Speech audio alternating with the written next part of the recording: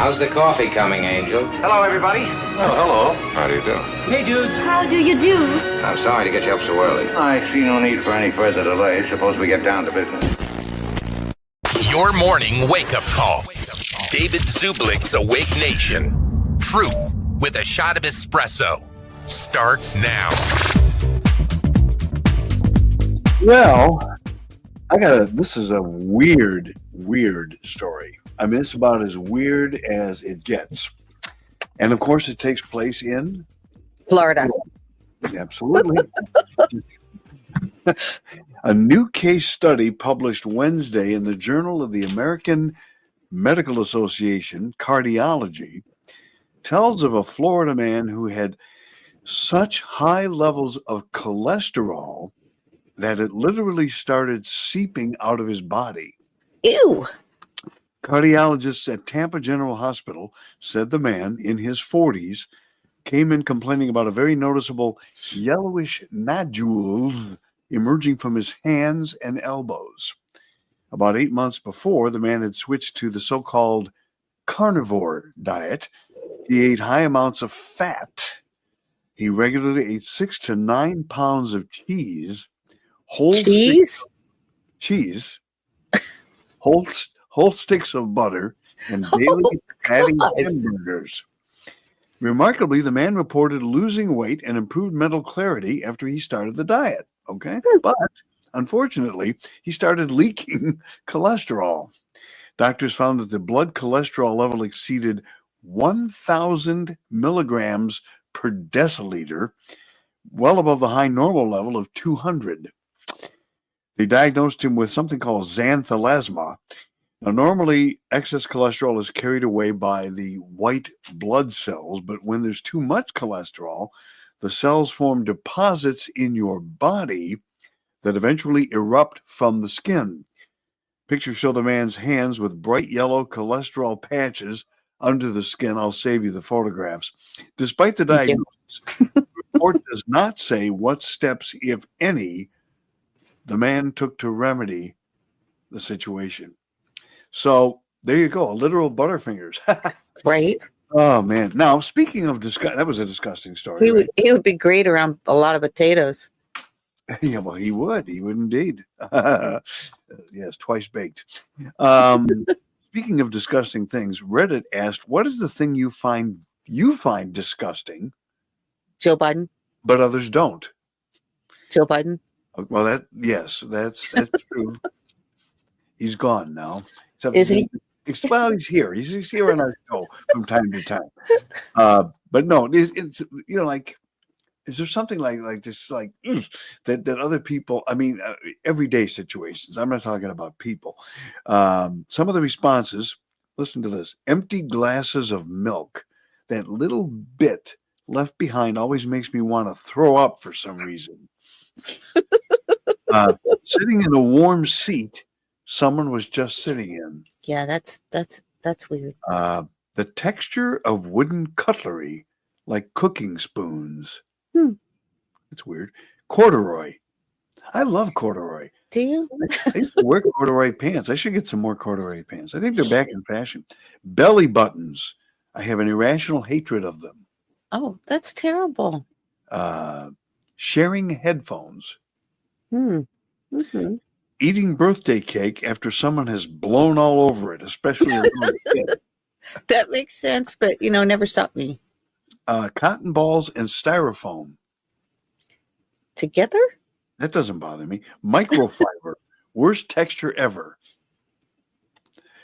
Cottage cheese. Now, some people don't like cottage cheese. I love cottage cheese. And mixing types of noodles. Can't stand it. And the last one, wearing socks twice. They just feel so dirty after you have already worn them once. I never wear socks twice. Not because it makes me ill. It's just because I have several pairs of socks and I don't really need to do that. Anyway, good morning on this Friday, the 24th of January, 2025. Welcome to the Awake Nation, your morning wake-up call that brings you the truth with a shot of espresso. I'm David Zublick. And I'm Penny Lee Shepherd. And let's check out our Awake Nation Brew Crew. Awake Nation, we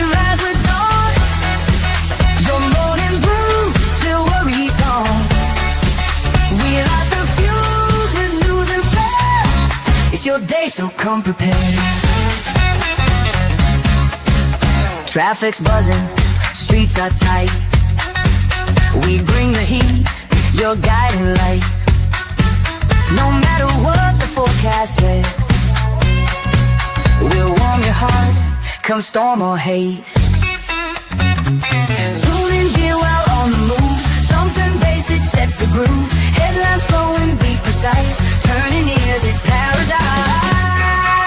Away nation, we rise at dawn. Your morning brew, till worry's gone.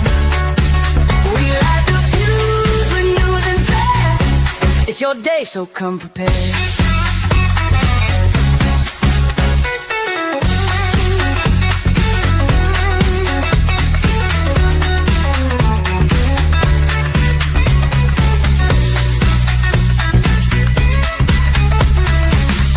Dear, while on the move.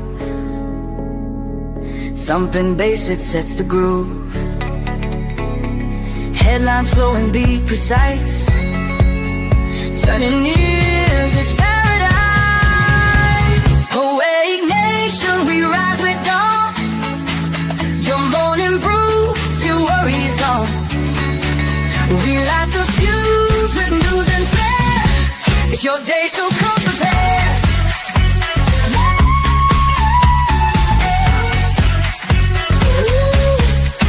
So come prepared.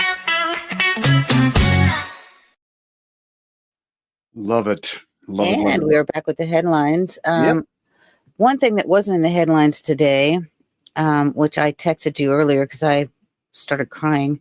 It's been very emotional the last couple of days with J6ers, and Bevelyn Williams is home. Biden jailed her for praying outside an abortion clinic. Praying outside an abortion clinic, folks. Unbelievable. Yes. I've been in touch with her husband. He had said that he went there on the 20th, and the FDC told him to go home because it was a holiday. It was Martin Luther King holiday. So apparently she has gotten out, and that's a miracle. So beginning with the headlines, this is historic. Everything he does is literally historic. As a matter of fact, a GOP lawmaker introduced an amendment to allow Trump to seek a third term. I know. I don't think Trump's going to do that. I think what he does want to do is prove that the 2020 election was stolen. I think he's going to do that to show that he really deserves a third term because of what happened to him, but I don't think he will actually seek it. I think he's going to allow J.D. Vance to have an opportunity to, if he does well over the next 4 years. Yeah, I think he had so much time in the courtrooms to think about what he was going to do.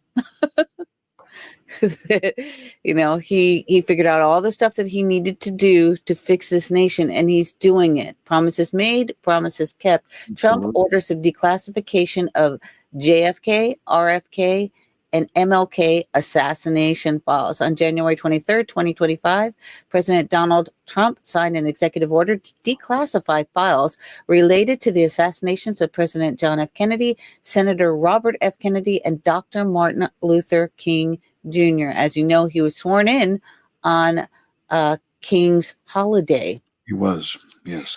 This order aims to provide transparency regarding these significant events in American history, potentially revealing information that has been concealed for decades. And as you know, he was friends with JFK Jr. And RFK Jr. is now in his cabinet. This classification includes documents from the investigations into the 3 assassinations, which have been subjects of public interest and speculation for years. And Trump pardons 23 pro-life activists on the eve of March for Life. Is that right? On eve of March for Life. President Donald Trump has issued pardons for 23 pro-life activists who were convicted. One of those is Bevelyn Williams. Yes. Under the Freedom of Access to Clinic Entrances, FACE Act, for blocking access to abortion clinics during the Biden administration. The act of pardoning these activists has been viewed as a significant gesture by Trump supporters, emphasizing his stance on pro-life issues. The pardons coincide with the timing of the annual March for Life rally in Washington, D.C., highlighting the ongoing national debate on abortion rights. And as they expected, a Yes. judge blocks Trump's birthright citizenship order. A federal judge in Seattle has temporarily blocked an executive order by President Donald Trump that aimed to end the practice of birthright citizenship. This legal action follows lawsuits from 22 states and assertions by legal experts that such an order contravenes the 14th Amendment of the U.S. Constitution, which grants citizenship to anyone born on U.S. soil. The order has sparked a significant debate on immigration policy and constitutional rights, with the issue potentially heading to the Supreme Court for a definitive ruling. And I am looking into constitutional lawyers. I have contacted two, but so far, no takers. They're otherwise engaged. Trump signs a crypto order, eyes digital asset stockpile. President Donald Trump signed an executive order on Thursday aimed at fostering the U.S. as a leading nation in digital finance. The order includes the formation of a working group to draft regulations for digital assets and explore the creation of a national digital asset stockpile.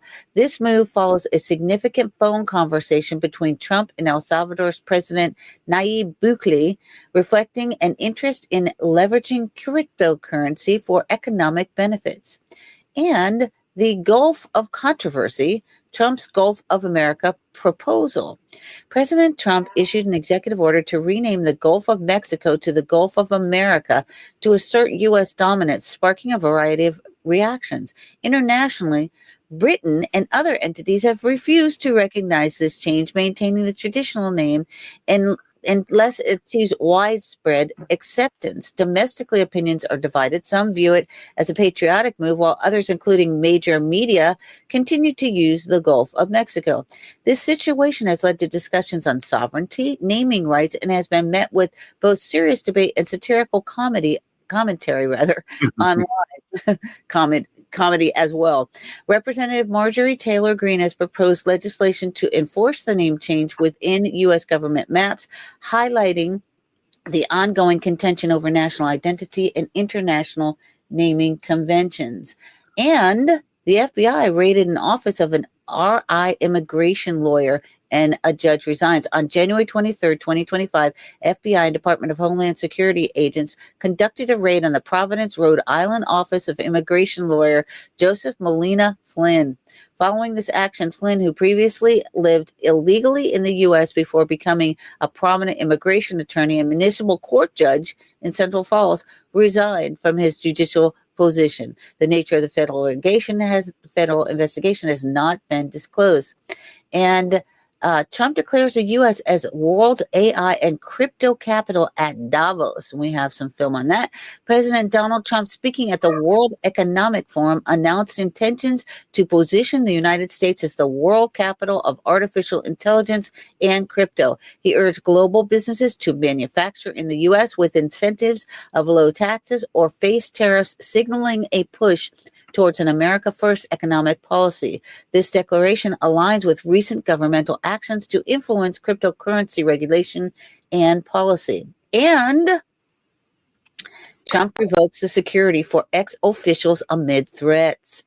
President Donald Trump has revoked the security protection for former Secretary of State Mike Pompeo and former top aide Brian Hook. This decision comes despite ongoing threats from Iran attributed to their actions during Trump's administration. The protection, which cost taxpayers $2 million per month, has been a point of financial contention. And don't forget that it was Mike Pompeo that ordered the assassination of Julian Assange. That's right, and that's you don't do stuff like that. You're going to piss Trump off, man, and they did. All right, we have a lot of news coming up. Some of these stories we'll get to, obviously, in detail on this Friday morning. But before we get to that, you know what the globalists did back in 2020? We're still suffering from it today. And we know they're going to do whatever they can to continue doing it in 2025. Look, folks, 2025 could be a very potentially dangerous time for Americans, especially when it comes to viruses and illnesses and contagion and all this other kind of stuff. People like Bill Gates and others are not going to stop. They're going to continue to try to depopulate the planet for their own nefarious purposes. So you've got to be prepared. Now you think, okay, fine. I'll just, whenever something comes out, I'll go to the doctor. I'll go to the walk-in clinic, the emergency room. No. These people are, in many cases, unfortunately, in cahoots, or their jobs are being threatened if they go off of the protocol that the powers that be demand. But you can get around that. You can circumvent all of that by going to my good friends over at The Wellness Company. The Wellness Company has been around for a little while now, and their slogan, own your own health, own your freedom, and of course, own your wellness. They have supplements, they have medical kits, healthy living supplies, and memberships. Now, the medical kits and the memberships are the two most important things you need to be aware of. These medical kits bring you everything you need to protect yourself and your family from these ongoing, incoming viruses. Now, they have the standard medical emergency kit that includes ivermectin, a generic Z-Pak, and amoxicillin. This medical emergency kit gives you confidence in the face of unforeseen medical emergencies and resource shortages. They have a contagion emergency kit, which also contains ivermectin, hydroxychloroquine, azithromycin, and more. They have a first aid kit. This carries other things, including gauze and other things that can help in case something happens to you and you injure yourself. They have a travel kit, a child's emergency kit, and of course, this is the granddaddy of them all here, the field emergency kit. This has everything. There's also a radiation emergency kit, and yes, there is a very real possibility that we are going to be dealing with radiation some point down the road. If you listened to the interview with Sean Hannity and Donald Trump, the second part of it was aired last night. They were talking about the threat of a real attack on our homeland. It Yes, could they were. happen. Now, these memberships are fantastic. Over 22,000 people across the United States have already signed up. Why not you? There's 3 different levels: essential, enhanced, and ultimate. Each one of these gives you a level of protection against the nefarious forces that are trying to ruin your health care. The best one to me, obviously, is the ultimate. $1,000 a year, but it gives you free virtual care, 15% off all products, exclusive content, and special sales, free prescriptions all the time, pharmacy coaching, and free supplements. Folks, you can't go wrong with this, and you're going to need to have it. I want you to go to this website that I'm going to put on the lower left-hand corner of your screen, twc.health/AwakeNation. twc.health/AwakeNation, or just you can scan the QR code. There's also a link right at our website, theawakenation.com. All right, we're going to get to more news and information, but of course, it's time for a first look at your morning drive into work with our good friend, Captain Rick Roeder, and he is there in Skycopter 1. Good morning. Man, things are going absolutely crazy on the freeways and major surface streets, with several spin-out accidents due to black ice brought on by the extremely cold weather. As temperatures start to rise, snow is melting and refreezing at a level that is causing for very slippery conditions. Please be cautious. Now, in Florida, I'm not sure if the weather contributed to this next accident or not. A Florida sheriff's deputy resigned from his job after crashing his patrol vehicle into a woman's car while she was stopped for a school bus. After a review of body cam footage, it was apparent he was looking at pornography on his phone at the time. Lake County Deputy Sheriff Tristan McComber first told investigators he had been looking at texts sent by colleagues, but eventually admitted he was viewing inappropriate pictures that he described as boobs or whatnot. And there was also a boob in the car. So he never saw the school bus coming? Or rather, he never saw the school bus because he was coming? Hands on the wheel, pal. Hands on the wheel. You start looking at whatnot, and pretty soon you're into the hardcore Whatsit, what all, and whatchamacallit. Folks, don't do stuff like this when you're working. That's what coffee breaks are for. In police jargon, I think they call that an Operation Blue Balls. From high above the metro area, this is Captain Rick Roeder in Skycopter 1. All right, thank you, Captain Rick, for that. And now, let's check the weather forecast, shall we?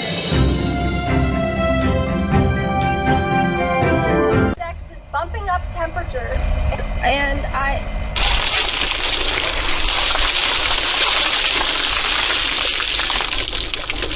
Why'd I hear flash dance?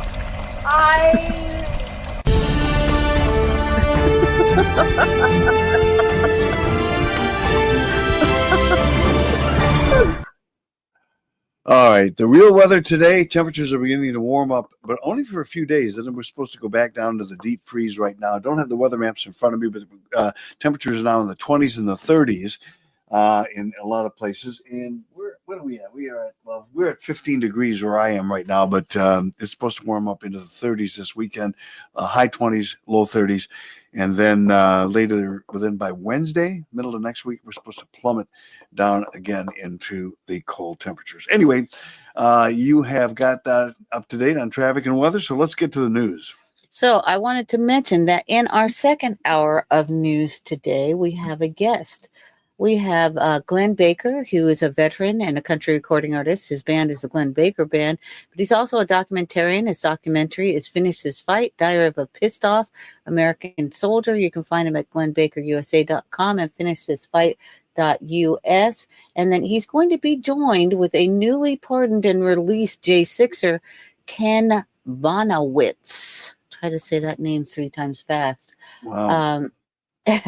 And so we begin our news with some X's and O's. Love it. And just a few, not a lot. So there are rumors about Jennifer Aniston, again, in the real life film that just keeps giving and giving. You honestly can't make this shite up anymore.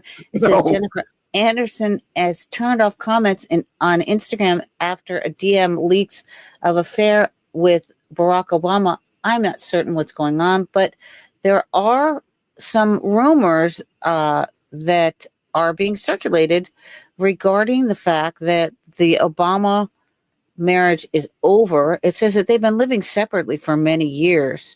So Paris, I don't know if it's Paris Hilton. I think I sent you an article on this. Yeah. Regarding the divorce rumors. Former The View host adds fuel to Obama divorce rumors. Social media has been in a frenzy with rumors of a split between Barack Obama and Michelle Obama. It comes as former First Lady skipped out on the funeral for former President Jimmy Carter and the inauguration of current President Donald Trump, while Barack Obama attended alone. That got folks talking, especially on Elon Musk's X platform, but former View host Meghan McCain threw gasoline on the speculation with a podcast appearance, and she claimed that the Obamas live separate lives. She says, I've been hearing this rumor that the Obamas are getting divorced by reputable people. McCain, the daughter of John McCain, said on Tara Palmieri's podcast, I'm not talking about TMZ. I'm not talking about Perez Hilton, although I love him. He's my friend. I'm talking about like very serious journalists telling me that they're hearing that the Obama divorce rumors are true. So we'll continue to report on that. We don't know what the truth is in that. Learn more. Jennifer Aniston, maybe. I just don't see. I can't picture him with her. I don't know. I can't picture her with him. Right. Yeah. After Brad Pitt, seriously, I don't know. Yeah. He's no Brad Pitt. That's for dang sure. DC Drano says, last time I checked, we stopped caring what the Brits said in 1776. So the Great Britain is refusing to refer to the Gulf of Mexico as Gulf of America. So I agree. We don't actually care what the Brits have to say about our country. Thank you so much. And President Trump has revoked the $2 million per month security detail. There's the headline from New York Times. Of course, you have to subscribe to get the full story. Trump revoked security detail for Pompeo and others, despite the threats from Iran. And I'm sure he has more. I think it was more than just the money that they're putting out. Yes. He has officially revoked Mike Pompeo's security protection. This move came less than 24 hours after Trump revealed Pompeo blocked the release of the JFK files during his first administration. Well, I wondered about that because Jim Mars, who wrote Crossfire Hurricane, I think it was. Is that right? He wrote a book which was utilized by Oliver Stone to do the JFK movie. And then Jim Mars died like 2 months before the release of the information, but there was a bunch of redacted stuff in there. So Pompeo has also been accused of playing a key role in plotting the assassination of Julian Assange. He is a traitor and should never be granted security protection again. That's kind of being firm. The sci-fi says within the U.S. government, there are forces beyond democratic control. Those forces are more powerful than the elected officials who supposedly oversee them. They constitute a government within a government, mocking by their very existence the idea of democracy. This is the deep state, the global cabal. Did the CIA have a hand in the assassination of JFK? The answer is yes. It's a whole different country than what you thought it was. It's all fake. Who are they still covering for? That is $1 million question, which can be answered by understanding who has the most influence over others or entire nations and their government. And this is a picture, of course, of Tucker Carlson. And J.B. Hassenpfeffer says Pompeo is a complete psychopath. He tried to take out Julian Assange. And Trump signs the new executive orders. And he signed an order to declassify files on JFK, RFK, and MLK assassinations. David? Yeah. And before we get to that real quickly, there are all kinds of videos being released on platforms such as X and others now that these files are going to be released. Now, I don't know that they have been released as of yet. I mean, they've got 15 days to do it. Maybe they did it immediately. I don't know. 15 days is better than 60 years. Oh, yeah, I agree. But the videos that have been released are, updated versions of the different versions of the footage of the assassination, like the Zapruder film and others.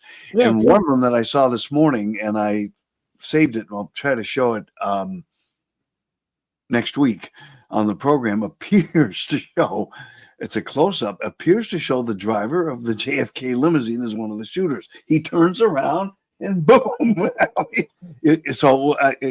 Lord knows, I interviewed James Falls, who says that he was one of the shooters from the grassy knoll.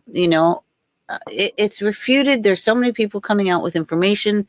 I think we're going to find out the truth. I have an idea. I think we should. We have that. We still have that show, and I think we should rerun that as part of our show next week here on the Awake Nation. Okay. Your interview with him, because I think that was fascinating. We saved it, and I think that would make it maybe for a good second hour of news when the files are released or something. Right. So anyway, President Donald Trump yesterday did indeed order the declassification of files on the assassination of former President John F. Kennedy, Robert Kennedy, and Martin Luther King Jr., according to an aide to Trump. Give that to RFK Jr., Trump said, about the pen he used to sign the declassifying information about the JFK, RFK, and MLK assassination. All will be revealed. Trump had promised on the campaign trail to release classified intelligence and law enforcement files on the 1963 assassination of JFK, America's 35th president. He made a similar promise during his 2017 to 2021 term, and he did, in fact, release some documents related to JFK's assassination, but he ultimately bowed to pressure from the CIA, and now we know why, and Federal Bureau of Investigation, and kept a significant chunk of documents under wraps, citing national security concerns.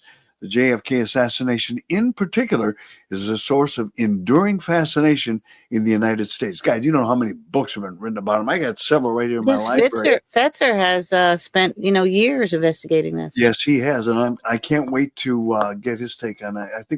I'm sure he'll do an entire segment on it when he comes on, when this gets released. The murder has been attributed to, of course, the sole gunman Lee Harvey Oswald, and the Justice Department and other federal government bodies have reaffirmed that conclusion in the intervening decades. However, polls show many Americans believe his death was a result of a wider conspiracy. And do we have a video? So we have a video from Tucker Carlson when he was actually at Fox News talking about the CIA and JFK, saying that he believes that the CIA was involved. It's to protect an institution. But why? Well, today we decided to find out. We spoke to someone who had access to these still hidden CIA documents, a person who was deeply familiar with what they contain. We asked this person directly, did the CIA have a hand in the murder of John F. Kennedy, an American president? And here's the reply we received verbatim. Quote, the answer is yes. I believe they were involved. It's a whole different country from what we thought it was. It's all fake. It's hard to imagine a more jarring response than that. Again, this is not a, quote, conspiracy theorist that we spoke to. Not even close. This is someone with direct knowledge of the information that once again is being withheld from the American public. And the answer we received was unequivocal. Yes, the CIA was involved in the assassination of the president. Now, some people will not be surprised to hear that. They suspected it all along. But no matter how you feel about or what you thought about the Kennedy assassination, pause to consider what this means. It means that within the U.S. government, there are forces wholly beyond democratic control. These forces are more powerful than the elected officials that supposedly oversee them. These forces can affect election outcomes. They can even hide their complicity in the murder of an American president. In other words, they can do pretty much anything they want. They constitute a government within a government, mocking by their very existence the idea of democracy. As cynical as we have become after 30 years of watching government officials ignore the voters who employ them, we were shocked to learn this. It's not acceptable. Americans have trusted their government less with every passing year since the killing of John F. Kennedy. Maybe this is why. And people have known this for a long time. The people who knew would include every director of the CIA since November of 1963. And that list would include Obama's CIA director, John Brennan, one of the most sinister and dishonest figures in American life. That list would also include, we are sad to say, our friend Mike Pompeo, who ran the CIA in the last administration. Mike Pompeo knew this. We asked Pompeo to join us tonight, and though he rarely turns down a televised interview, he refused to come. Okay, so that was when he was working at Fox. Yeah. That's been, a little bit of time. Now, here's a video on the judge who is blocking the birthright citizenship executive order. Really is joining us with the breaking news that we just heard. This judge is blocking the birthright citizenship executive order that came from the president in his first days of office. Jonathan, your reaction here? Well, this is along the lines of what we just discussed on the air, that this is the most vulnerable executive order of all of those issued by President Trump. The widespread expectation was this result. The Trump administration knew that. There's every indication that the Trump administration invited a challenge because they want to get into the courts in order to eventually make it to the Supreme Court. The Supreme Court can, of course, change the interpretation of the 14th Amendment, although I would still say that that is unlikely. But I think that what you're really seeing playing out here is a dual legal and political strategy. Frankly, I think that the Trump administration views this as winning either way. That is, to the extent that it forces Democrats to oppose the legislation in Congress, to oppose this effort in court, it plays well with a large number of citizens who don't agree with birthright citizenship. People should realize that we're in the minority on this. Most of our close allies in Europe, most of the world, does not recognize birthright citizenship. So I think you're seeing both a legal and political strategy playing out. So this was tested in the courts. It was a long time ago. It was back in 1898, the case of Wong Kim Ark, who was son of Chinese parents. He was born in San Francisco. Under the 14th Amendment, he would have qualified under the original interpretation as a citizen of the United States. He went to visit his parents in China. Then when he came back, he was denied entry. But the Supreme Court decided in favor of him. So that's, I guess, since then, it's been determined that anybody who is in this country who's not working as a diplomatic attaché or something like that, or working diplomatically for an embassy, if they have a child in the United States, that child is an American citizen. But getting back to your point, when you look at that affirmation of the 14th Amendment provision in 1898, and this idea that, well, maybe they don't need a constitutional amendment.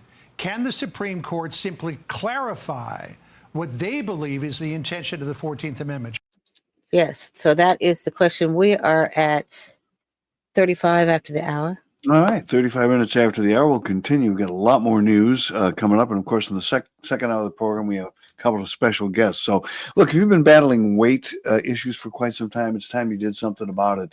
And that is to take a look at the alternatives to some of the major, and I do mean major, drug company products, Wegovy and Ozempic.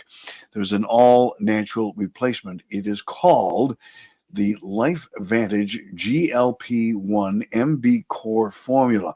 This is absolutely fantastic. This is a great product which not only helps you lose weight, but is an overall healthcare product. It does the same thing that Wegovy and Ozempic do without the side effects, without the shot, without a prescription, and without the muscle loss. In testing, 82% felt more in control with their food. 95% had less sugar cravings. And again, it's an overall health product. People have dropped 31 points cholesterol-wise, cortisol, 5 points, A1C dropping by 0.3 points, insulin dropping 4.8 points, glucose dropping 8 points. People have really done fantastic with this, and so will you. The overall thing, up to 25 pounds in 12 weeks. Now, that's not guaranteed, but that is what has been reported, and this has been tested extensively. This is a great product. All right, so I want you to take advantage of all of this. I want you to go to this website, which is davidzublik.lifevantage.com, where you can find more information about this, or you can just click that QR code in the lower left-hand corner of your screen, or you can just go to our website, theawakenation.com, which will also give you that information. We're going to get back to the news in a moment, but before we get to some of the stuff, I do want to mention, that there has been this diversity, equity, and inclusion problem that is finally beginning to go away, except in states like California, for example, and because their whole government is DEI. Yeah, including, believe it or not, starting now, at least recently, the first responders who are dealing with the fires. The reality is that you're not one of the boys who have legs. You'll never be one of the boys who have legs, but you can be a good firefighter. People see you and they're like, "Wow, look at you!" They're so excited. Like, he's a firefighter, and he's got no legs. Because there's not a lot of us for some reason. Probably racism. If you're also a member of the legless community, you want to see somebody that responds to your house, your emergency, whether it's medical call or fire call, somebody that looks like you and also doesn't have legs that work. It gives that person a little bit of more ease knowing that this person might understand their situation a little better. People love that I'm a wheelchair firefighter going around the community kicking butt. I mean, not literally because of the legs that don't work. It's a metaphor. Every time you see a firefighter in a movie or show, they have legs and they're walking. The media plays such a big role in everybody's lives now that it's so powerful for people to see a positive, uplifting portrayal of a firefighter that's just rolling around. If you start thinking about the leg challenge, you think of desk jobs. You think of any job that you have to sit for a long time. You think about somebody who might be a headmaster for a school for gifted youngsters. But you wouldn't think of a firefighter when it's something that is actually a reality for many of the unlegged community. You can't be it if you can't see it. And so that's why it's so important for young members of the leg-free community to see us riding around on fire trucks. Plus, it's fun. Is he strong enough to do this? Or you couldn't carry me out of a fire? Or does he have enough legs for this? Which my response is, you got yourself in the wrong place if you need me to wheel you out of a fire. It's basically your fault. I was the first paraplegic person to be promoted to the rank of battalion chief. With each promotion, more eyes come on you, more scrutiny. They want to know, does he know what he's doing? Does he keep his crew safe? Can he get into a house that has more than a moderately sloped ramp? Some people walk in with the respect already. But as a person born with leg deficiency, you have to know your stuff. You're not given the opportunity not to know it. Not given, you have to know it. When it comes to the walking impaired and being a firefighter, you're capable of doing it. It's not a bipedal normative person's world. It's not a bipedal normative person's field. I'm here. I'm a man. And I'm doing it. You definitely don't want to see somebody in a wheelchair trying to save you. Babylon B.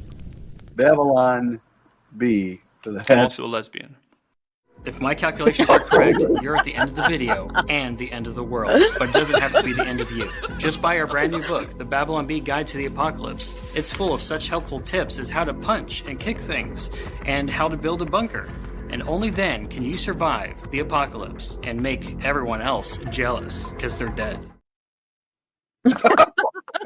Thank you. I love the Babylon Bee. Oh my God.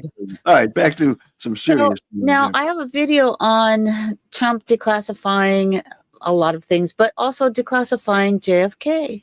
President Trump is vowing to release any still classified documents connected to 3 assassinations that rocked the country. And this is in the first 100 days. This is going to be epic history when you go back to look at it. Overclassification of government documents, and in the coming days, we are going to make public remaining records relating to the assassinations of President John F. Kennedy, his brother Robert Kennedy, as well as Dr. Martin Luther King Jr. Can I get a hallelujah? All right, so confirmed, Robert F. Kennedy Jr. is set to join the administration as HHS secretary. He has long suggested the CIA played some type of role in his uncle's 1963 assassination in Dallas. He also believes Sirhan didn't do it. Long denied. News Nation's Joe Khalil didn't kill his dad. Live on Capitol Hill. So, Joe, do we know when we might see these records, if they are in fact made public? Well, President Trump says soon, actually. It was one of the big headlines from his sit-down interview yesterday. He said he committed to declassifying the remaining files that are still not public around the assassination of President John F. Kennedy. He didn't give an exact date or time. Right. So if Pompeo was head of the CIA and he blocked it, that means the CIA killed JFK. That he and his team are still reviewing. And probably RFK and probably MLK. Now, all of the cases. I would be surprised he was involved. KKK. It's getting some attention today. He revealed that there were some senior members of his first administration that cautioned him and told him not to release these documents. And in at least one instance in that interview, he named names. Take a listen. I did it with Kennedy to an extent, but I was asked by some of our government officials not to. And, you know, you have to respect them. I was actually asked by Mike Pompeo, who was Secretary of State, not to. And I felt he knew something that maybe, you know, when he asks you not to, you sort of say, why? And he felt that it was just not a good time to release them. And so I didn't release, but I'm going to release them immediately upon getting, we're going to see the information. We're looking at it right now. And it has been done. So, look, to be clear, there are thousands and thousands of documents relating to this pinpoint in our history here. In 2022, President Biden had authorized about 13,000 records be released. The National Archives did that. A lot of that information that President Biden authorized dealt with Lee Harvey Oswald, Kennedy's killer, the assassin there. The National Archives says that so far about 98% of all. I have a question. Yes. You know those files in his Corvette? Ooh, in the garage? Yeah. Could some of those have been assassination files? Maybe to be used as some sort of leverage or something? It's very possible. Right. And if they get acquired, they're not actually back in the National Archives. Maybe they're missing some stuff. Good point. I don't know. Never thought about that, but that is a point. We have a video of Trump talking at Davos. This is pretty important, but we're coming up on Quarter We of are at it. 15 minutes before the hour. Folks, I saw the other day, we are headed for some food shortages again. And we're going to have some problems here, and you're going to need to be prepared. And I want you to head on over to preparewithdavid.com today, okay? Preparewithdavid.com. And that's powered by my good folks over at My Patriot Supply. They are America's #1 preparedness company with millions of satisfied customers all across the United States. You have got to understand that this stuff is deadly serious. I've got an article next week, which I'm going to share with you, which is going to show you what I'm talking about with regard to the shortage of foods. Right now, you can get a 4-week supply of food for $197, okay? Fuel designed for disaster. 2,000 healthy calories a day. This includes breakfast, lunches, dinner, drinks, and snacks, okay? It's fortified for survival mode, even though you can eat it in the comfort of your own home with your family and your friends right now. The food stays good for up to 25 years and is delivered free, discreetly, to your front door. Nobody knows that it's coming from my good friends at My Patriot Supply. Folks, it is delicious. We eat it all the time in our home. Again, they also have water filtration systems, generators, and much, much more. You'll find it all by going to preparewithdavid.com today. That is preparewithdavid.com, or you can just, click the link in the lower left-hand corner of your screen right there to take you to preparewithdavid.com. All right, very good. Let's continue with the news because we have quite a bit of it, and we also have some great guests coming up. Okay, so this is his talk at Davos. Gentlemen, the President of the United States, The Donald president J. Klaus Schwab. of the United States. What do they call him? Klaus Schwab. Well, thank you very much, Klaus, and hello to everyone in beautiful Davos. This has been a truly historic week in the United States. 3 days ago, I took the oath of office, and we began the golden age of America. The recent presidential election was won by millions of votes, and all 7, every one of them, all 7 swing states. It was a massive mandate from the American people like hasn't been seen in many years, and some of the political pundits, even some of my so-called enemies, said it was the most consequential election victory in 129 years. That's quite nice. What the world has witnessed in the past 72 hours is nothing less than a revolution of common sense. Oh, I love that will soon be too. stronger, wealthier, and more united than ever before. A revolution and of the entire common planet sense. will be more peaceful and prosperous as a result of this incredible momentum and what we're doing and going to do. My administration is acting with unprecedented speed to fix the disasters we've inherited from a totally inept group of people and to solve every single crisis facing our country. That they This begins created. with confronting the economic chaos caused by the failed policies of the last administration. Over the past 4 years, our government racked up $8 trillion in wasteful deficit spending and inflicted nation-wrecking energy restrictions, crippling regulations, and hidden taxes like never before. The result is the worst inflation crisis in modern history and sky-high interest rates for our citizens and even throughout the world. Food prices and the price of almost every other thing known to mankind went through the roof. President Biden totally lost control of what was going on in our country, but in particular with our high inflation economy and at our border.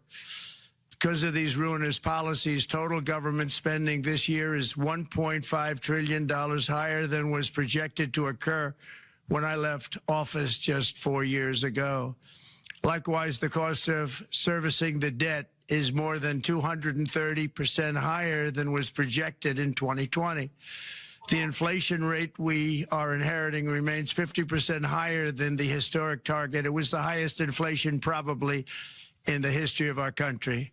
That's why from the moment I took office, I've taken rapid action to reverse each and every one of these radical left policies that created this calamity, in particular with immigration, crime, and inflation.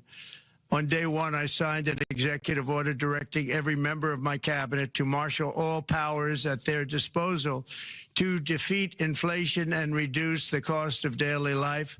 I imposed a federal hiring freeze, a federal regulation freeze, a foreign aid freeze, and I created the new Department of Government Efficiency. I terminated the ridiculous and incredibly wasteful Green New Deal. I call it the Green New Scam. Withdrew from the one-sided Paris Climate Accord and ended the insane and costly electric vehicle mandate. We're going to let people buy the car they want to buy. I declared a national energy emergency, and it's so important, national energy emergency to unlock the liquid gold under our feet and pave the way for rapid approvals of new energy infrastructure. The United States has the largest amount of oil and gas of any country on earth, and we're going to use it. Not only will this reduce the cost of virtually all goods and services, it'll make the United States a manufacturing superpower and the world capital of artificial intelligence and crypto. He stumbles over his My words. administration has also begun the largest deregulation campaign in history, far exceeding even the record-setting efforts of my last term. In total, the Biden administration imposed $50,000 in additional regulatory costs Davos on is the probably just average going, American oh, household shit. over the last 4 years. Trump. I have promised to eliminate 10 old regulations for every new regulation, which will soon put many thousands of dollars back in the pockets of American families. To further unleash our economy, our majorities in the House and Senate, which we also took along with the presidency, are going to pass the largest tax cut in American history, including massive tax cuts for workers and family, and big tax cuts for domestic producers and manufacturers. And we're working with the Democrats on getting an extension of the original Trump tax cuts, as you probably know, by just reading any paper. My message to every business in the world is very simple. Come make your product in America, and we will give you among the lowest taxes of any nation on earth. We're bringing them down very substantially, even from the original Trump tax cuts. But if you don't make your product in America, which is your prerogative, then very simply you will have to pay a tariff, differing amounts, but a tariff which will direct hundreds of billions of dollars and even trillions of dollars into our treasury to strengthen our economy and pay down debt. Under the Trump administration, there will be no better place on earth to create jobs, build factories, or grow a company than right here in the good old USA. Already Americans' economic, you can see this, I think, maybe even in your wonderful, wonderful room that you're all gathered together. So many of my friends, but Americans, the economic confidence is soaring like we haven't seen in many, many decades, maybe not at all. Upon my election, it was just announced that small business optimism skyrocketed by 41 points in a single month. That's the highest ever. There's never been anything like that. SoftBank has announced between a $100 and $200 billion investment in the U.S. economy because of the election result. And just 2 days ago, Oracle, SoftBank, and OpenAI announced a $500 billion investment in AI infrastructure.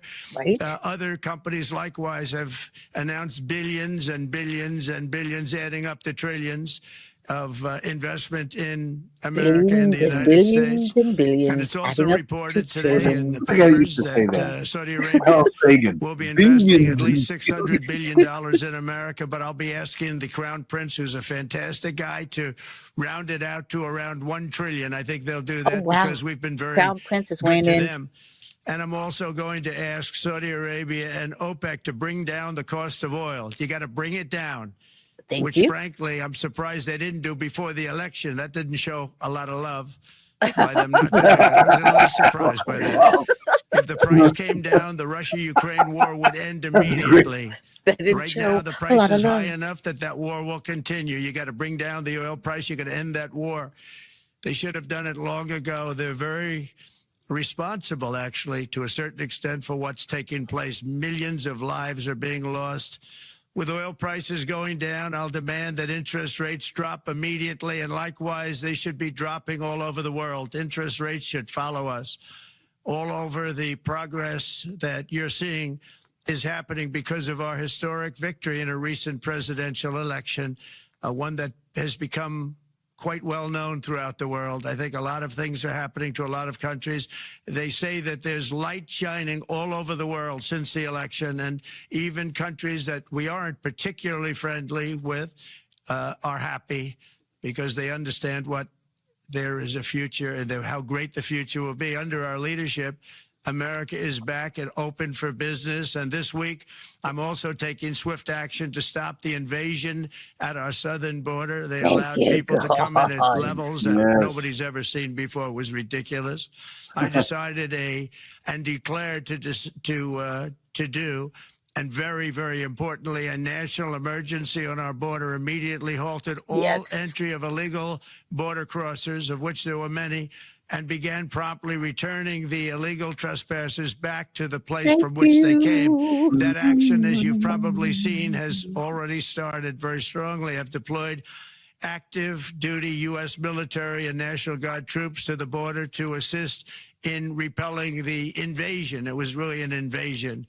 We will not allow our territory to be violated. After 4 long years, the United States is strong and sovereign and a beautiful nation. Once again, it's a strong, sovereign nation. In addition, I'm pleased to report that America is also a free nation once again. On day one, I signed an executive order to stop all government censorship. No longer will our government label the speech of our own citizens as misinformation or disinformation, which are the favorite words of censors and those who wish to stop the free exchange of ideas and, frankly, progress. We have saved free speech in America, and we've saved it strongly. With another historic executive order this week, I also ended the weaponization of law enforcement against the American people and, frankly, against politicians, and restored the fair, equal, and impartial rule of law. My administration has taken action to abolish all discriminatory diversity, equity, and inclusion nonsense. And these are policies that were absolute nonsense. Except for that firefighter. Throughout the government and the private sector. With the recent yet somewhat unexpected great Supreme Court decision just made, America will once again become a merit-based country. You have to hear that word, merit-based country. And I've made it official, an official policy of the United States, that there are only 2 genders, male and female. And we will have no men participating in women's sports. Just passed out. Transgender operations, which became the rage, will occur very rarely. Finally, as we restore common sense in America, we're moving quickly to bring back strength and peace and stability abroad. I'm also going to ask all NATO nations to increase defense spending to 5% of GDP, which is what it should have been years ago. It was only at 2%, and most nations didn't pay until I came along. I insisted that they pay, and they did, because the United States was really paying the difference at that time, and it was unfair to the United States. But many, many things have been unfair for many years to the United States. I'm going to stop it there. We are almost at the top of the hour. Oh, but we got to see. You got to see the reaction of these people. There they are, shocked. Oh, that's my Trump. I got to tell you, this guy's great. All right. It is just about a minute before the top of the hour. So if you're supposed to be there at the top of the hour, get moving. All right. And I want to remind you real quickly again, for your health, you've got to take charge of your own health. How many times? You even heard Dr. Lana say that or Lana. I know. Lana. Luna. I've called her Dr. Lana forever. All right.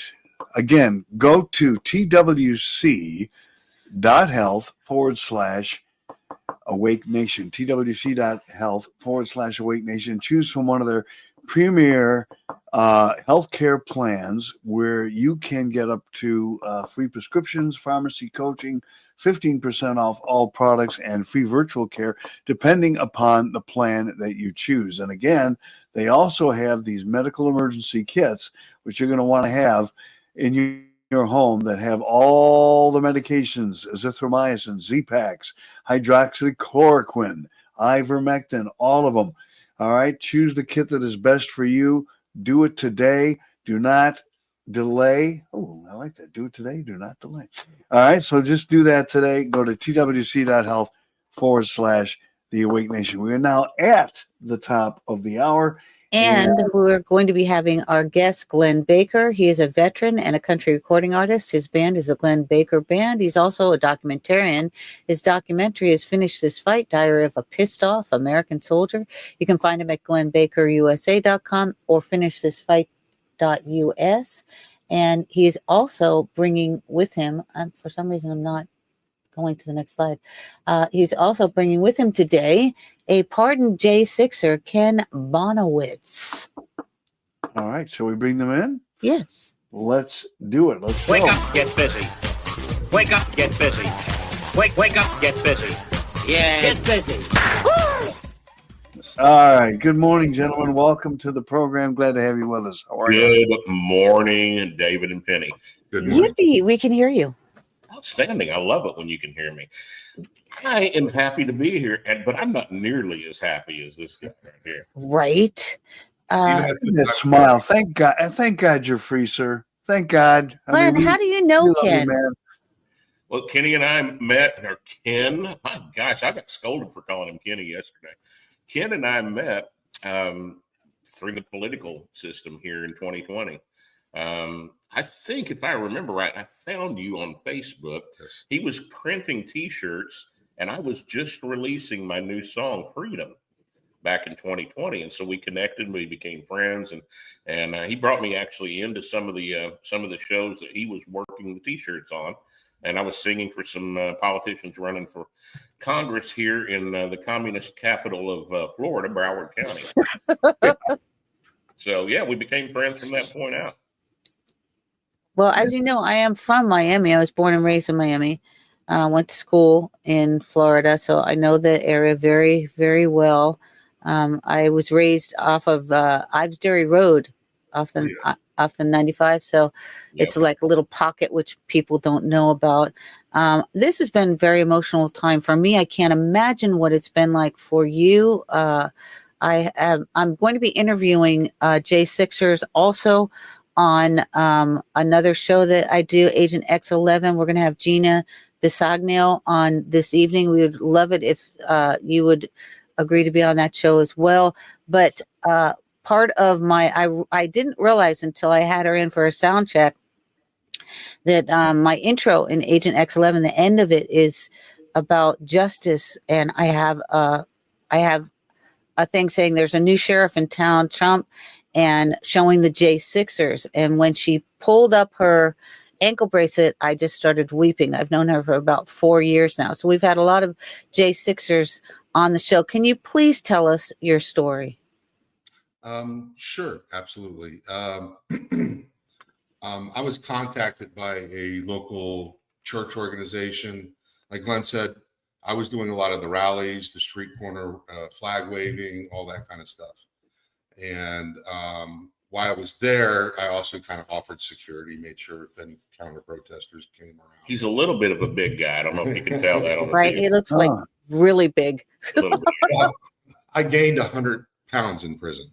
You wouldn't think that's possible, but yes. Yeah, I get it. Garbage that you can eat in commissary. But how tall are you, by the way? 6'3". Okay. Me too, when I sleep at night and dream. In your mind, you are. Yeah. You know, and I'm going to tell you real quick and let him take his story. I kind of got offended what President Trump said a while ago about only male and female, because I have identified as an Oompa Loompa for most of my life. I know, right? Yeah. I get you. I don't see the blue hair, but I feel you. I've had it, baby. I've had it. So anyway, I just got to do the redneckism. Go ahead, man. So they've contacted me and asked me, because older people were going to be going up to the Capitol, if I'd be interested in getting a bus ride up there and provide security for the bus. And I agreed. I had been to at least a half a dozen to a dozen Trump rallies spread out through Florida, bringing all my Trump gear and everything and set up. And I started that business due to COVID. Lost work. Right. Trump sends out the stimulus little package. I took that money, put it into some equipment, and started printing T-shirts and stuff. So to supplement my income. Good for you. Right.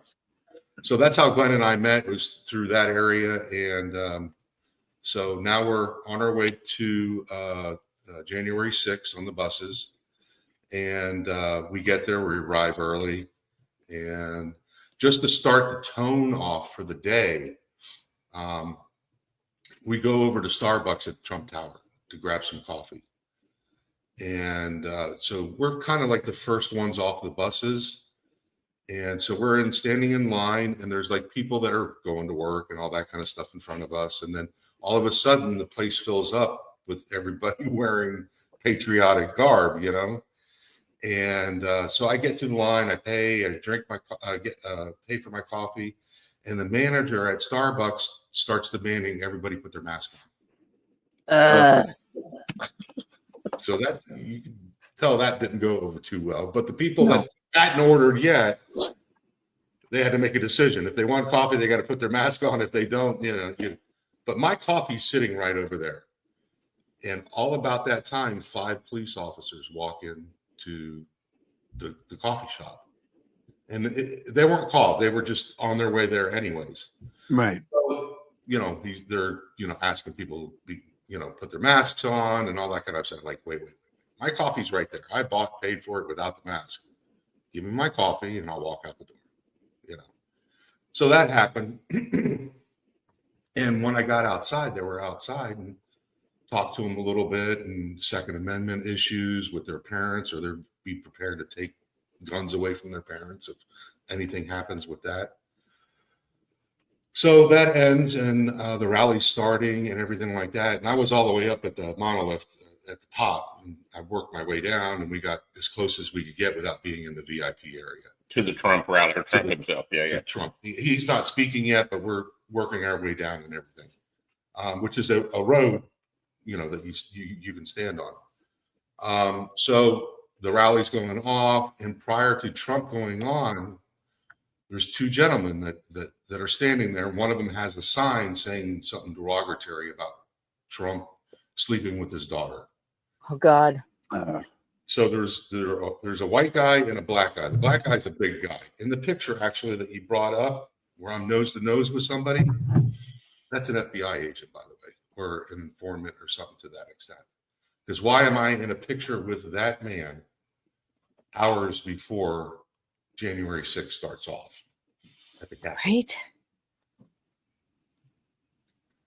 So I walk over. As you can see, I had a few words with the gentleman, or one of them. And as I turned away, I took the sign away from him, ripped it up, threw it up in the air. Oh. Within 30 seconds, they were gone. They had nothing. They were like, what do we do? Boom, they're gone. So Trump comes on, he speaks, says, hey, we're walking down to the Capitol. The people that are with me, they want to start heading down that way. And I'm showing you there's like kind of progressions and triggers that are along this path before you even get down to the Capitol. So we start walking down, and there's a group of gays for Trump, both female and male. Nice. Remember, there's only 2 genders. Right. Female and male.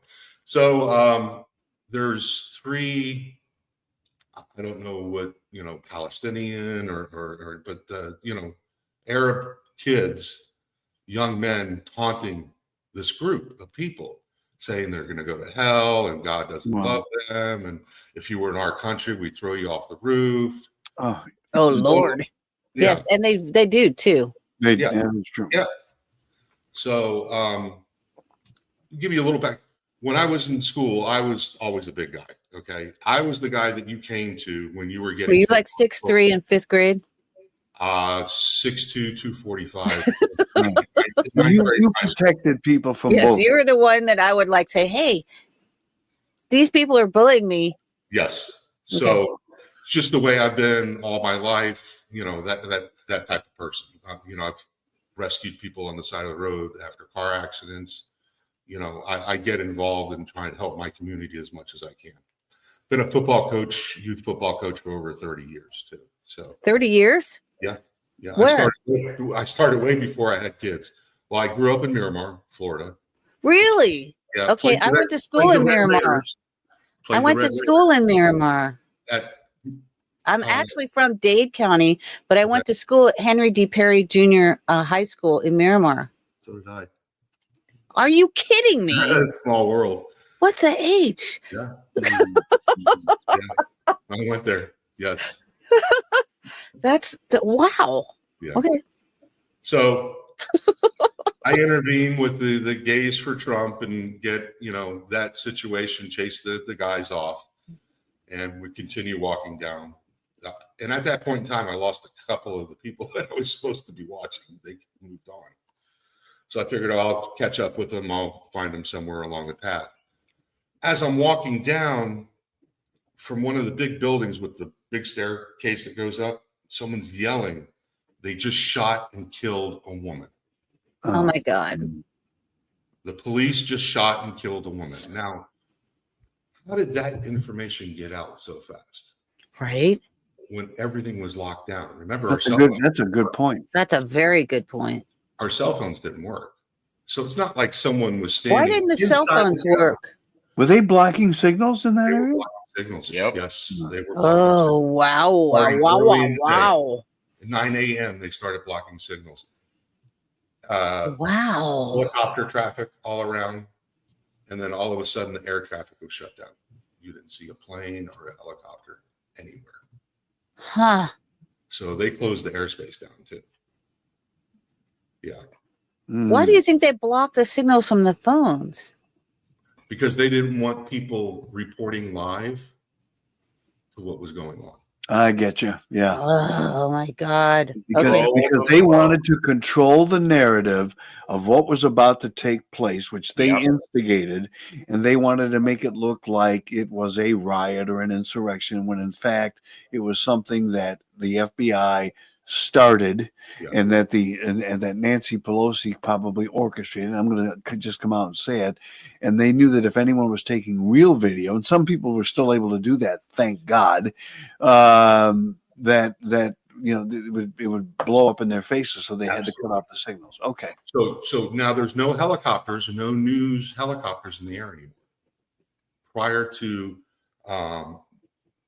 the rally really getting kicked off. So at a certain point in time in the morning, I'd say probably around 10 a.m., no helicopters, no people in the air, nothing. So again, how did this guy get this information so quickly? And so I continue walking down, and, that kind of like hit me strange. Why, how would that happen? Obviously upset that someone has shot one of Trump's supporters. And that's all the detail I know. I didn't know if it was inside. I did know they said inside the building. So I'm thinking there's, a few people inside the building and they're having target practice because they've got, no one's there. And you were unaware of the massive amounts of people that were in the building? No. You were outside? I was unaware of that. Yep. Okay. I was unaware of that. So as I'm getting closer, someone else yells out something that, a woman and her daughter are dead. For some reason, they're mentioning women for some reason. Mm-hmm. Normally what happens when a woman is in distress, it's a male instinct. You want to come to their rescue, Yes. So they're building a narrative as you're walking down the street. Because they're not just telling me, they're yelling this out to hundreds of people as they're walking by. So I get there, and it looks like, and I'm not military or police, and so I can't say, but you've watched the movies. This looked like a war zone. Yeah. Smoke everywhere. There's people running around, screaming. and just a general of chaos in the area. And as people are running, you're seeing police officers out there hitting people with batons and spraying people with bear spray. Mm-hmm. Once it got started, they didn't do anything to try and stop it. They progressed it. They antagonized the crowd to get aggressive. And people don't realize that.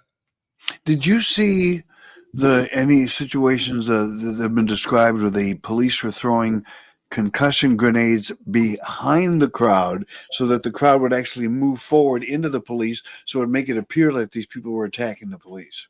Yes. Okay. Now I need to mention 4 people died that day.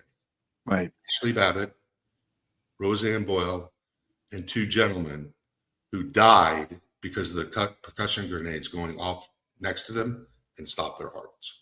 Yeah. So 4 people were murdered that day. Yes. So we can't forget that. But if you listen to the other side, officers died. No officers died. And even Kamala Harris said that in her speech, in her debate with President Trump, and no one corrected her. So my attitude was, if I could, I knew I had to get to where I was going and then get back to the buses at a certain point in time. So I didn't have a lot of time. So my thought was, if I could occupy a few police and people wanted to get inside the building, that, maybe I can give them a little better chance of getting inside the building. I thought if more people were in the building witnessing what was going on inside, with people getting shot and killed, that it would be a better situation. I thought there was just a few people inside and they were target practice because no one's watching. So disclaimer, I'm 100, back to blue, 110%. Back to military, 110%. I love our country, but our government stinks. Yeah. No, it's obvious the love you have for your country, and you're absolutely right about the government stinking, at least up until now. Maybe with now that Trump's in the new sheriff in town, things are going to get better. But you're right on both counts. So football coach, that type of thing. There's 2 officers there, and I decided to tackle them. And I'm not going to say, it wasn't me, or I did that. I did. But that's where it stopped. Once I tackled the 2 police officers, I was down on the ground. I got my butt whooped with 5 or 6 officers with batons and bear spray, and just thoroughly went over my body. I had 30 bruises on my back and buttocks in the back of the legs. So that's not in my video evidence, by the way. That part of the altercation stopped. I get up, they let me up off the ground and walk away from them. I'm standing there. The closest way to get down off the area, which was elevated a little bit, was through a line of like 3 police officers deep, blocking that area. Their back was to me. So I backed in through them with my hands up. Now, in my discovery, they said I kicked, I punched, I headbutted, I did this, I choked this officer in a different, I went back for more. I was trying to get down off the stage and did none of that. Hands up, walked through the officers. Only incident that happened in there is there was an officer, my hand got stuck under her visor. And I didn't realize it at the time. I'm half blind, I can't see, I got bear spray, I can eat that stuff for breakfast now. And I look over and her eyes are really big, and obviously she's a little worried. So I had to lift my arm up and get it out from underneath her. Like an involuntary face mask in football. Yeah. So the thing is the helmet that she was wearing had a strap around her neck and not a chin strap. So when I lifted her visor up, it lifted her helmet up, which got her, because they said, we have it on audio that you choking someone. Yeah. So they tried to make me look as bad as possible. Okay. I've never been in trouble with the law. I can't remember the last time I had a traffic ticket. Football coach, make a wish, anything I can do to help, I've been part of my community. And they made me look out to be like I was an evil person. And and they had me with 13 charges. So let me go back one step real quick. So I'm trying to get off the stage, and as I walk down off the stage, I turn my back to leave the area, and from an elevated position, an officer beat me over the head with a baton, and I got startled, right? And I'm like, that didn't just happen. And I turned my head to look at him, and he, right across the side of my face, right in the temple area, whacked me again. So, and then as that simultaneously happened, a tear gas grenade goes off between my legs. Oof. I'm done. I can't see, I can't breathe, anything. I'm done. I didn't do any of the, the punching and the elbowing and all that kind of stuff. That never happened. So I hightail it back down to the bus. And as I get there, there's 2 BML people there harassing the people on the bus. And I stepped in. He reached out to touch somebody that was standing. One of the people, one of our bus patrons, grabbed him, and I grabbed him up and had to dump him on his head and get. So that was my day. And then a 14-hour and despite what you had you had just been through, you were still protecting people from other people at the bus. I mean, how you had the energy to do that just after all? I barely did, because once I got him on the ground, I said, I'm too tired, because don't move. I'm too tired. Because I'd have to really hurt you. Yeah. Right. So what happened? Did you drive away in the bus? How did you end up getting arrested? I think on the way up there on the bus, I had an interaction with somebody on Facebook, because I had posted, hey, I took a picture, and hey, on the way up to January 6th. And someone that it went out to posted back, derogatory stuff about what I was about ready to go do. So we were back and forth. This particular person, I can't remember who it was. He knew I was there. He knew I went, and he knew I was there. I think he contacted law enforcement and tipped them off. That's how I think it happened. So how did it proceed from there? Did they come to your house?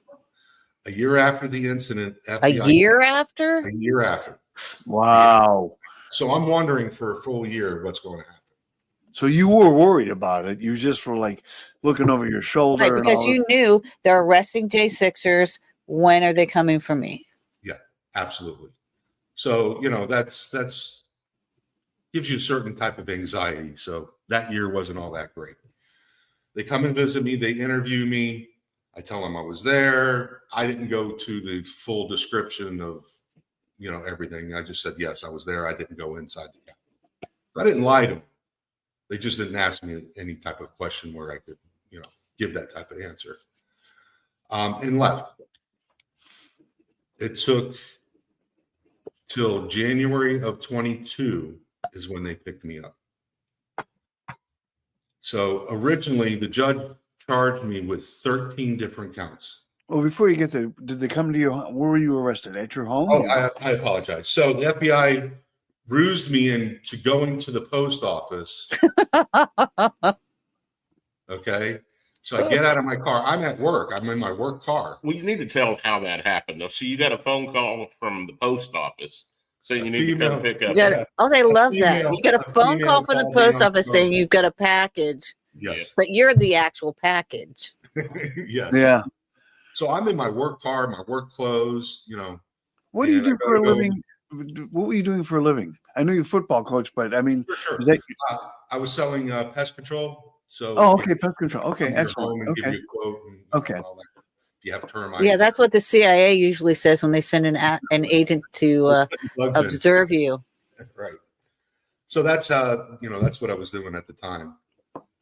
So they come and they pick me up. 6 of them, guns out, the whole 9 yards. It was unnecessary. I said, all you had to do was. Of course, for the people at the post office, is that where they arrested you there? I remember the story now. The people at the post office, for them, that's a normal. I remember this arrest. There's guns at the post offices all the time. Right. Right. So, but I didn't go inside. I was outside the doors. So, but there was people there that surrounded around and watched it and all that kind of stuff. Yeah. So I get to now, here comes my journey from that point on. Broward County Jail on January 26th. I've been there. It's not a nice place. I tell you what, that was the worst place I stayed at. That was the worst place I stayed at, was Broward County Jail. Can I get a witness? I remember. Yeah. Epstein wasn't there, though. No. I think Epstein was in the Palm Beach. He had like a view of the airport. Yeah. So my journey starts at Broward County Jail. From there, I go to the Miami Federal Jail. So in between that, I go to the judge and all that kind of stuff. My kids are all sitting in, and she starts reading off 13 counts that come out to 80 years. Oh my God. My kids were devastated because they don't know how this works. You know, I mean, they don't know about this type of stuff. Who does, though, until you've been through it? So when you're hearing that your father's getting 80 years in prison, you know, that's not a Right, like, did he murder someone? Is he a serial killer? Right. So my journey begins to go now to DC. They're going to ship me to DC at this point in time. So I go to Miami, and from Miami, from starting at Broward County, I went to 7 different locations in 68 days before I got to DC. They shipped me past DC and sent me to Philly to the big boy prison.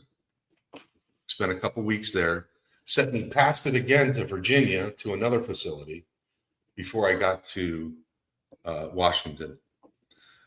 Coming to find out, there was beds available. It wasn't like there wasn't a bed available. That's called what they call diesel therapy. Right, the shackle show. Yeah. Well, because we were violent criminals, they were told that they had to use the black box on us. What is that? So it's a mechanism that they put in between the handcuffs that where you can't move your hands around. It's not like you can do this. It's like your hands are this close together and you can't move them around. Very, very, very uncomfortable. Plus you're putting a 6'3", 350-pound man in a bus seat next to somebody. You've got no room. You can't get comfortable. And you're on this bus for hours upon hours. So, yeah, not a fun trip, we say. So finally, I get into DC, and then the process starts. My attorney set up. You know, we're gonna see if we can plead. I said, listen, you know, show me the video. Yes, that's me.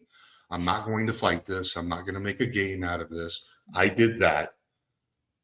I'm ready to take my punch. So you were provided with an attorney, because my understanding is many of the J6ers never met with anyone to help them. Or it took months before someone was right. In the beginning, there weren't enough attorneys to go around. They had to bring in outside attorneys, hire outside attorneys to become attorneys for us.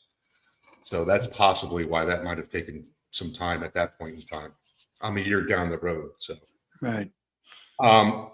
So my plea deal comes out to, they'll drop 10 of the 13 charges.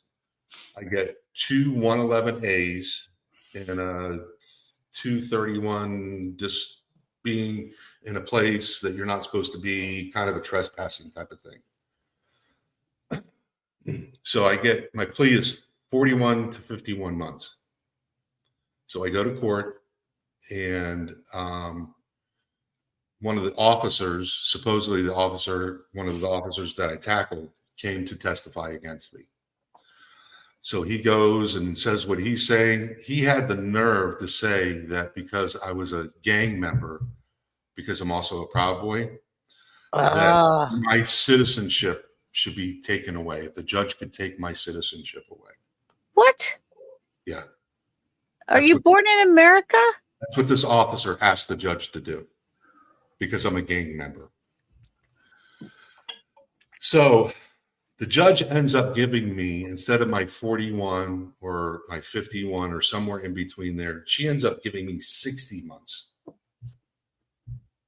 And she says in her her final comments that because I was a Proud Boy, that she gave me more time.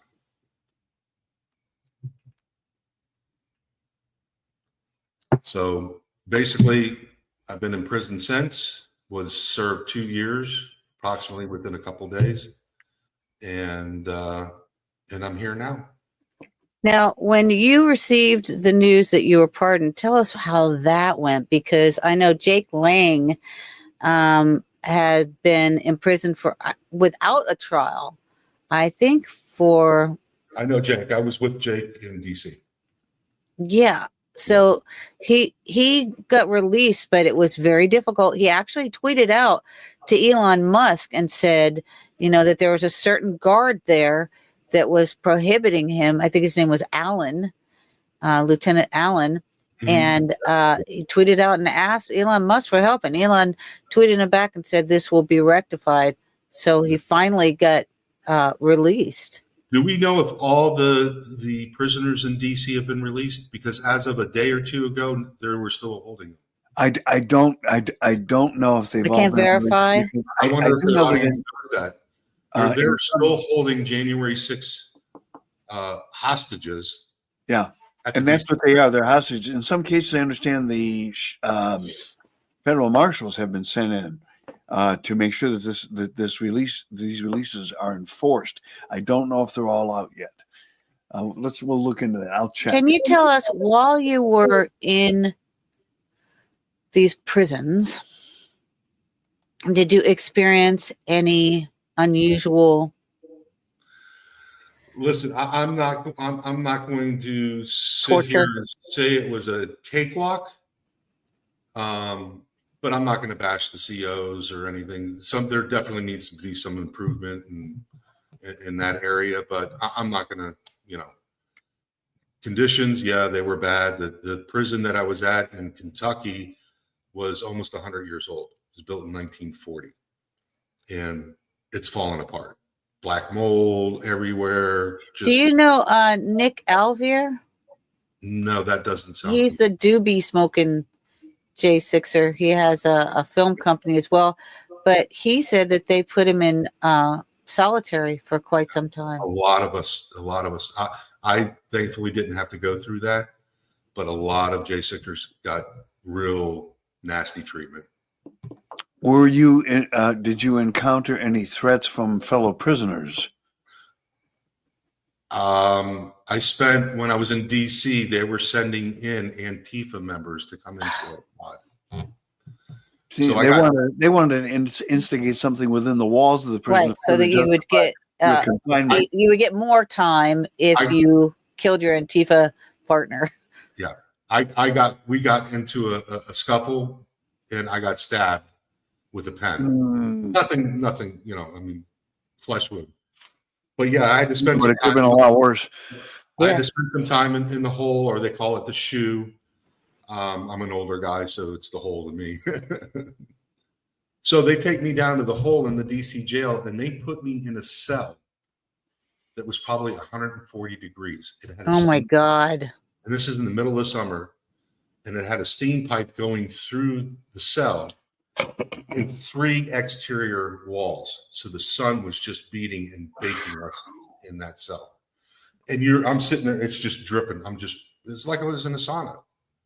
And I have asthma too. So that has started affecting my asthma. I didn't have medication. So I kind of sort of flipped out and started banging on the doors. Like, this is, I'm having an asthma attack. You need to get me out of here. That took 3 hours before anybody came. They told me that there's no one at the hospital. They have inside the prison. There's no one at the hospital. There's no one there. That's supposed to be under 24-hour. Someone has to be there 24 hours a day. They call it, is it infirmary? Yeah. Okay. Yeah. So it took almost 5 hours for me to get down there to get asthma medication. When I get down there, there's some lieutenants and there's some higher ups, because I'm like, this is torture. You're torturing us. It is torture. And finally was able to get us out of that cell into another cell that had air conditioning, but that was brutal. Other than that, I got. As you can see, I have an opinion. I'm not afraid to give you my opinion.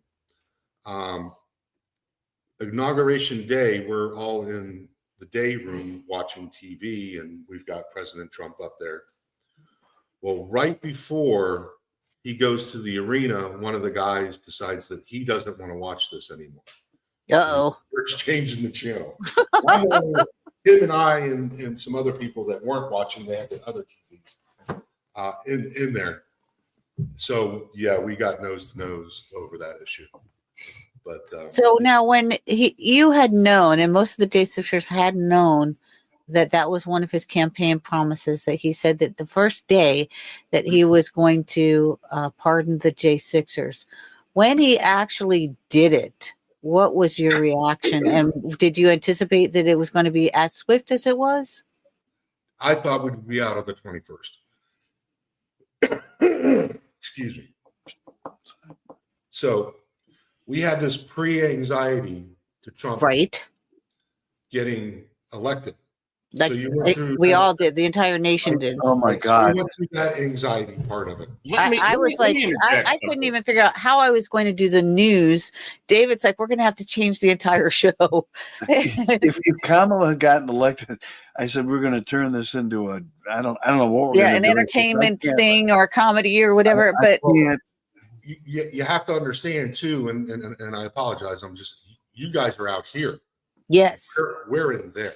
Yes, what they had. We're going to just rot in here forever. Exactly. Yeah, we had a lot to lose. We are not comparing our anxiety by any stretch of the imagination. Saying the entire nation shared this anxiety, but not quite yours.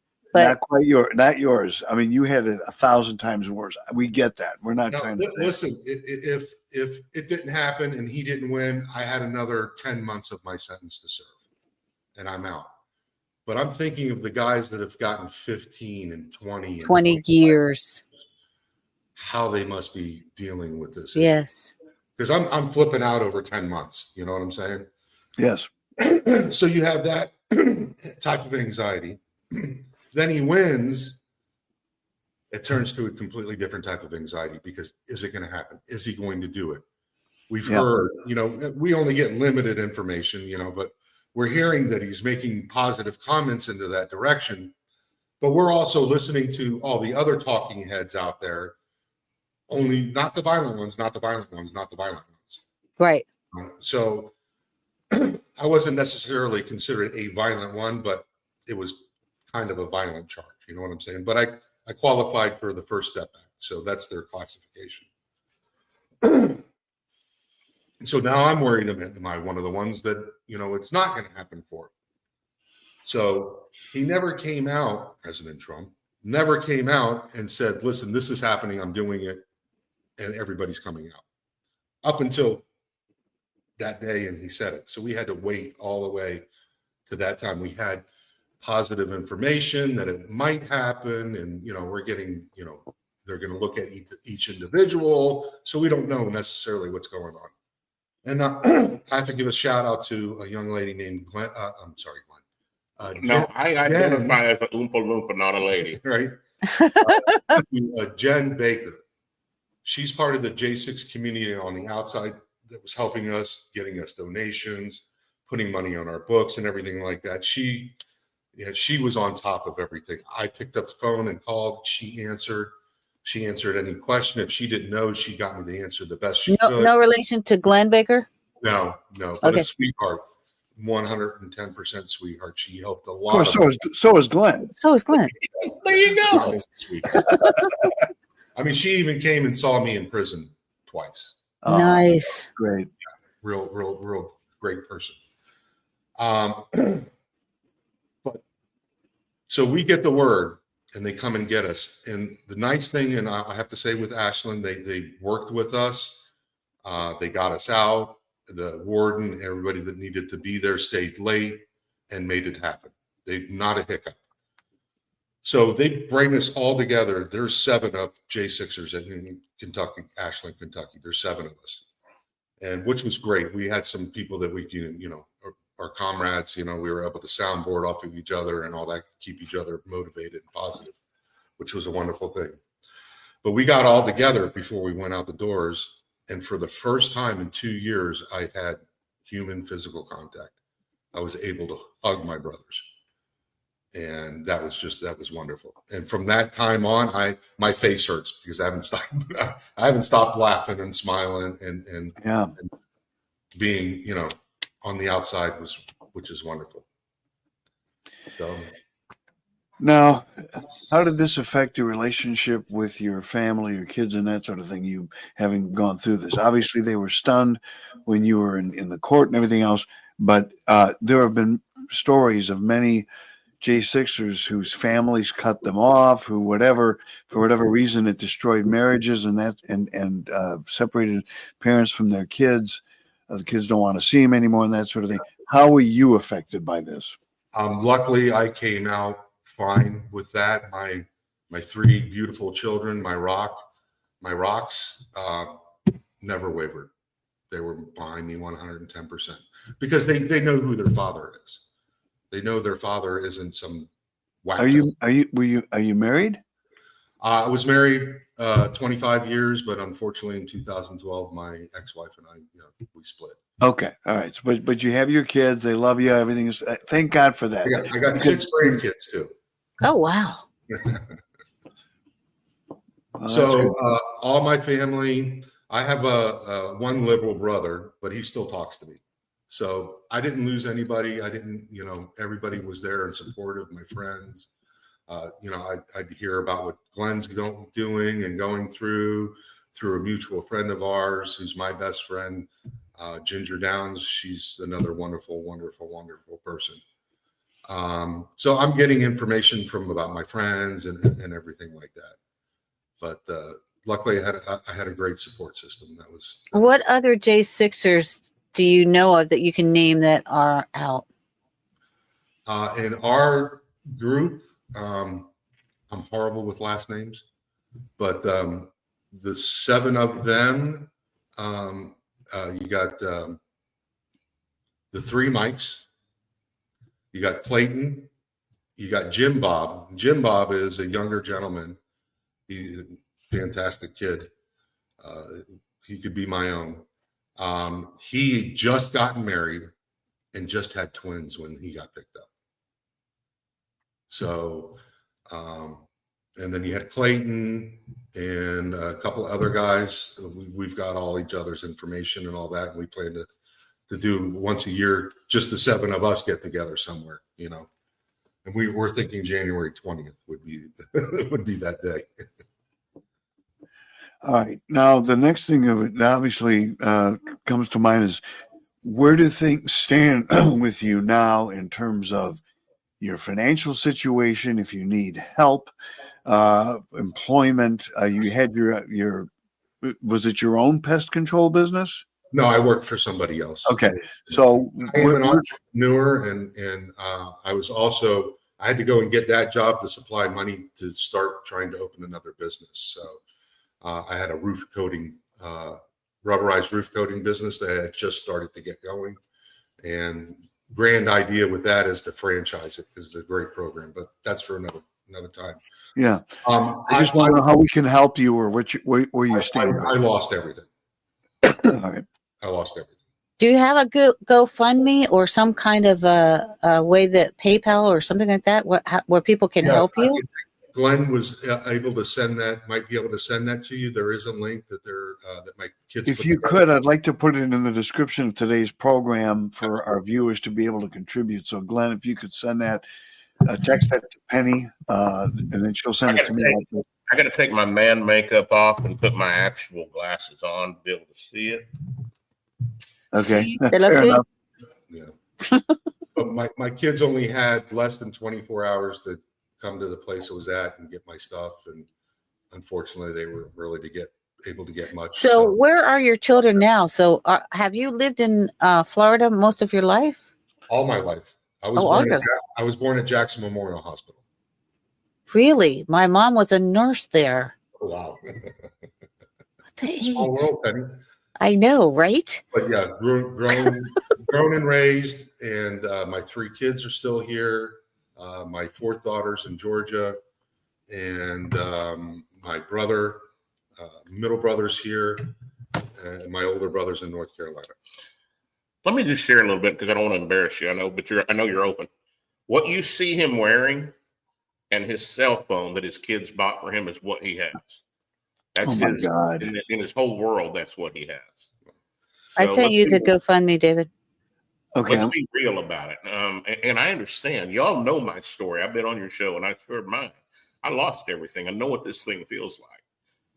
Thank God you had kids here to help you kind of when you came back. Look, and he's not an unusual case. This is not unusual. When you get thrown in the joint, the slammer, the whatever you want to call it, everything's taken. You know, I was only 73 days in jail, and I lost everything. 2 years. Can you imagine? There's nothing to come back to. So anybody that's here or that's listening to this thing and you're sitting on your couch thinking, well, man, here we go talking about money again. Get off of your couch. Well, you know, times are tough. The economy's rough. You're daggum right, but it ain't so rough that you're going to have to worry about where you're going to sleep tomorrow, what you're going to put on after these clothes are dirty. So, oh yeah, I was going to mention that. You are getting a shower here, by the way. Just some things I wanted to bring to people's attention, because if you haven't gone through what he's gone through, you really can't hardly relate. You got to make yourself think about it. And it's not a pretty situation. So I'm going to read a little bit from the GoFundMe. Support our father's fresh start after commutation. As you may know, our father was arrested in February of 2023 for being at the January 6th riot. President Trump has granted him a full pardon, and he's coming home with little warning. After his arrest, we had 24 hours to gather all the belongings we could. Unfortunately, he lost almost everything, including his job, a place to live, and his vehicle. We know times are tough, but we're asking for prayers and donations to help him get situated in society. Please let us know if you know of anyone with a bedroom for rent, as he needs a place to stay. He does need a job. If you have a job for this individual, you can feel free to contact me. I will pass the information on. My phone number is 619-779-9771. Again, that's 619-779-9771. I will pass that information on to Glenn. Glenn will pass it on to him. He says he's looking forward to seeing friends and family and meeting his grandson for the first time. We appreciate your love and support towards his fresh start. So David's going to post that, and we ask you please donate to his GoFundMe. I understand what it's like to be without resources myself, and I know Glenn does too. Absolutely. And I want to let you know that you are loved. This has been a very emotional time for all of us, for our country. And as I said, I have another individual who just got released. Her name is Bevan Williams. She was praying in front of an abortion clinic and was thrown in jail. She was released. When I see the J6ers being released, as I said, it's in part of my promo in Agent X11, which I would love to have you on. When my friend Gina showed me, I've known her now for like 4 years. And I've been through, interviewed her several times. And when she held up her ankle bracelet with bling on it, because we're girls, I just started weeping. And I didn't realize the impact that it had on me. And I'm going to tell you, you have an impact on this nation for what you have gone through. So, you are not forgotten. You are beloved by a huge faction of our nation. And I just wanted to make sure that you knew that. I appreciate that. Thank you very, very, very much. But we all need vindication. It needs to come out what truly went on at the Capitol. No one went there to riot. No one went there to go and overthrow the government. That was not planned. Of course not. That was not planned. We got entrapped. We were entrapped. We walked right into it. And the blame lays at Nancy Pelosi's feet. I agree. I wholeheartedly agree. I hope that she and the J6 committee that were pardoned by Biden have legal ramifications that perhaps would end them in being incarcerated. Yeah, Nancy Pelosi in particular, she needs to be in the poorhouse by the time she goes to her grave. No, she needs to be behind bars too. Okay, I'll settle for one or the other or both. Yeah, she's part of the Pelosi crime family. There are 4 people that run California, and it's the Newsoms, the Browns, the Pelosis, and the Gettys.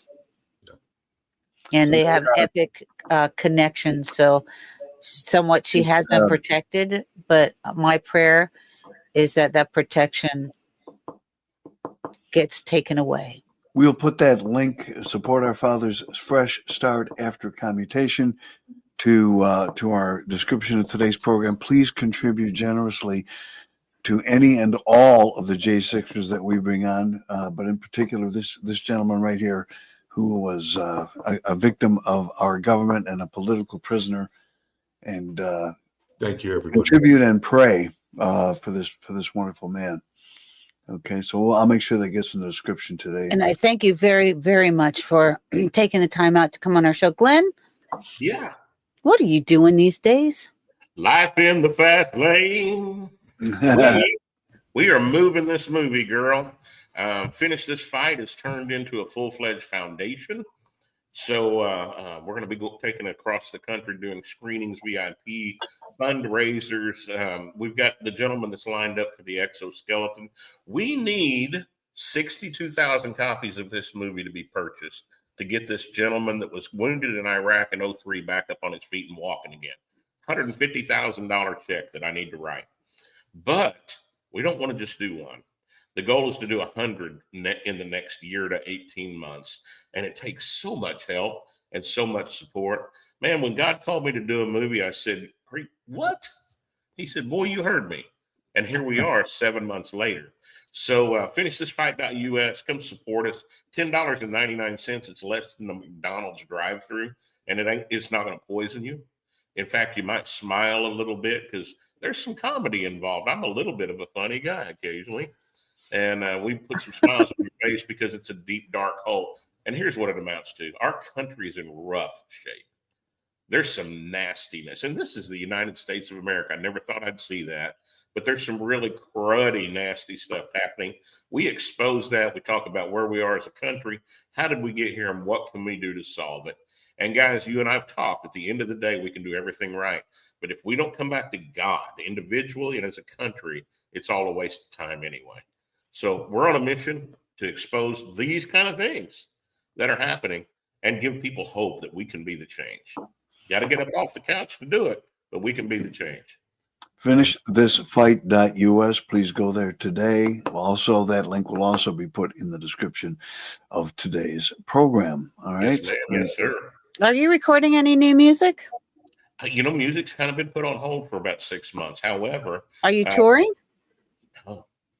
Okay. No, I put everything on hold while I was getting this in place. Now that's going to be taking place later in the year because part of the Finish This Fight Foundation is going to be a music tour as well. Nice. Yeah. So we get a chance to go into where people won't buy a movie. They won't go to a rally. They won't hear this kind of stuff from you, but they'll go see some country music singer in his monkey suit, and while we're doing that, we get to slip in some truth and hopefully bring them to the light. Bring them to the light. Man, we love you guys, and we'll do everything we can to help you. Okay, I promise. Glenn, of course, I want you to come back as a regular. I think you already are. And of course, this wonderful gentleman to your left I want you back too, sir. As many times as you want to come back on, please, so that we can continue to promote your website and help you. Yes, and I'm doing a series on Agent X11, which is a second show that we have for the J6ers. So I'll be doing that for at least the next month, maybe into maybe 6 weeks, and inviting J6ers to tell their stories. So I would love to have you on there. There's a lot of stories out there. That's for sure.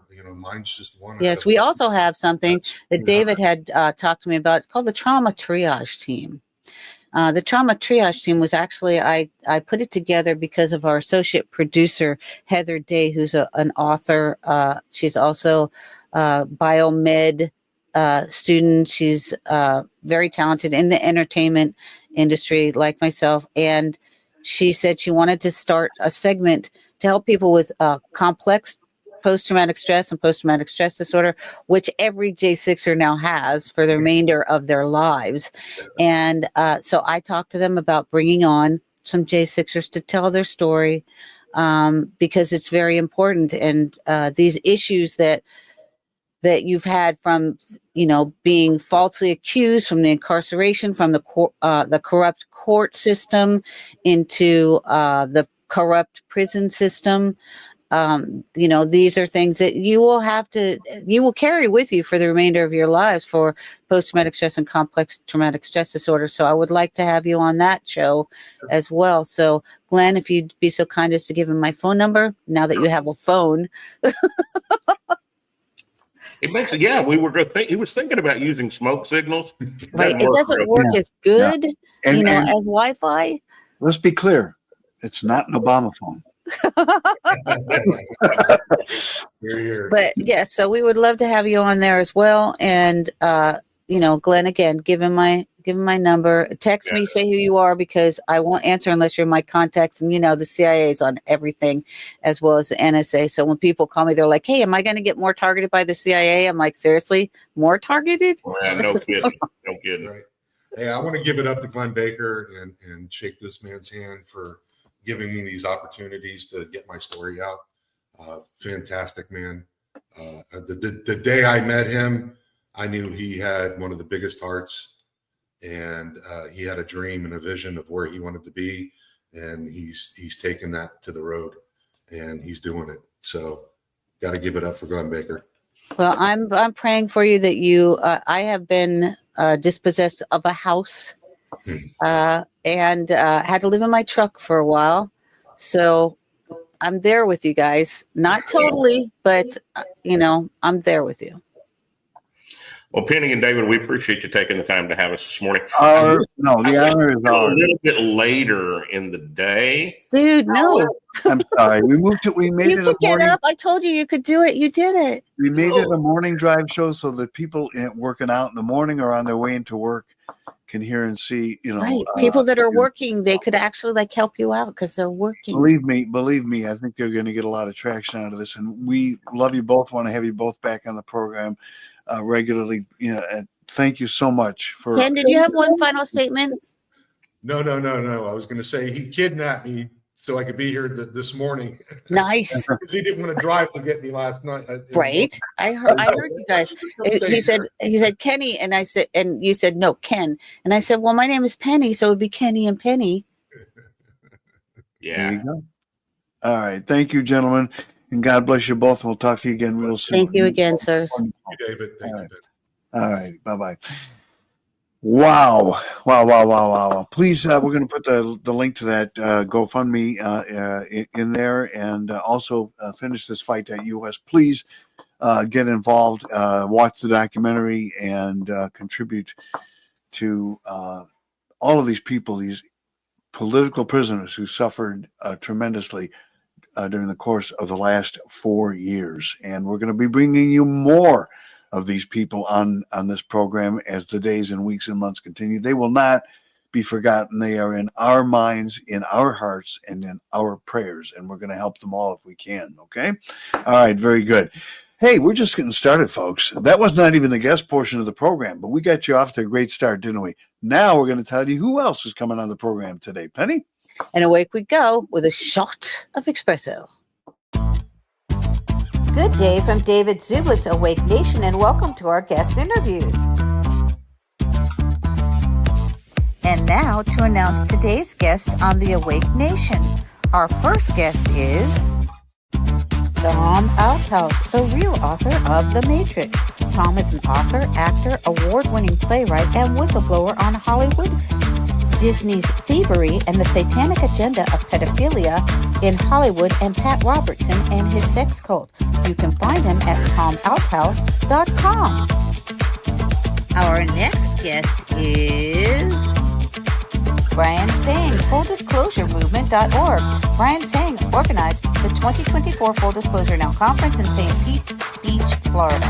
He assembled global whistleblowers who shed light on secret space programs, super soldier operations, MyLabs, and other covert operations that continue to impact humanity, taking a monumental step towards liberating humanity and paving the way for our Star Trek future. You can find Brian Tseng at FullDisclosureMovement.org. Our next guest is George Webb. George Webb is a former Washington, D.C. based journalist, now based in Michigan, who focuses on espionage in our nation's capital. He follows the story with his on-the-scene investigations and is on the trail of assassins, international terrorists, and murders of whistleblowers. You can find George on X at RealGeorgeWebb1 and also on Substack.com. Rounding out the final half hour of David Zublick's Awake Nation is Dr. Elena Eustache. Dr. Elena is known as the Love Doctor and founder of the Eustache Institute. Elena is raising awareness about the positive effects of neurofeedback therapy and the many neurological disorders it treats. You can find her books, The Cure and How to Be Feminine, on Amazon. You can also find her at EustacheInstitute.com. And now for the interview portion of David Zublick's Awake Nation. And awake we go with a shot of espresso. It's showtime.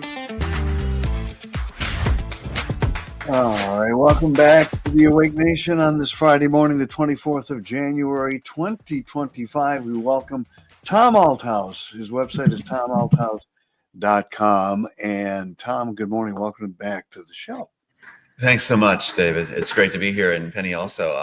What I wanted to do too is dive into how complex the cabal is connected, how it's connected with using each different organization that's supposed to be defending us into turning and flipping it into putting us away. It goes along with what happened to J6ers. Yes. I did not mention that I had been thrown in a crazy house for a year. But Tom, you know exactly what we're talking about, and the psychological interventions that they put you through to incarcerate you in a different manner, and then to falsely tag you with a diagnosis that is not true.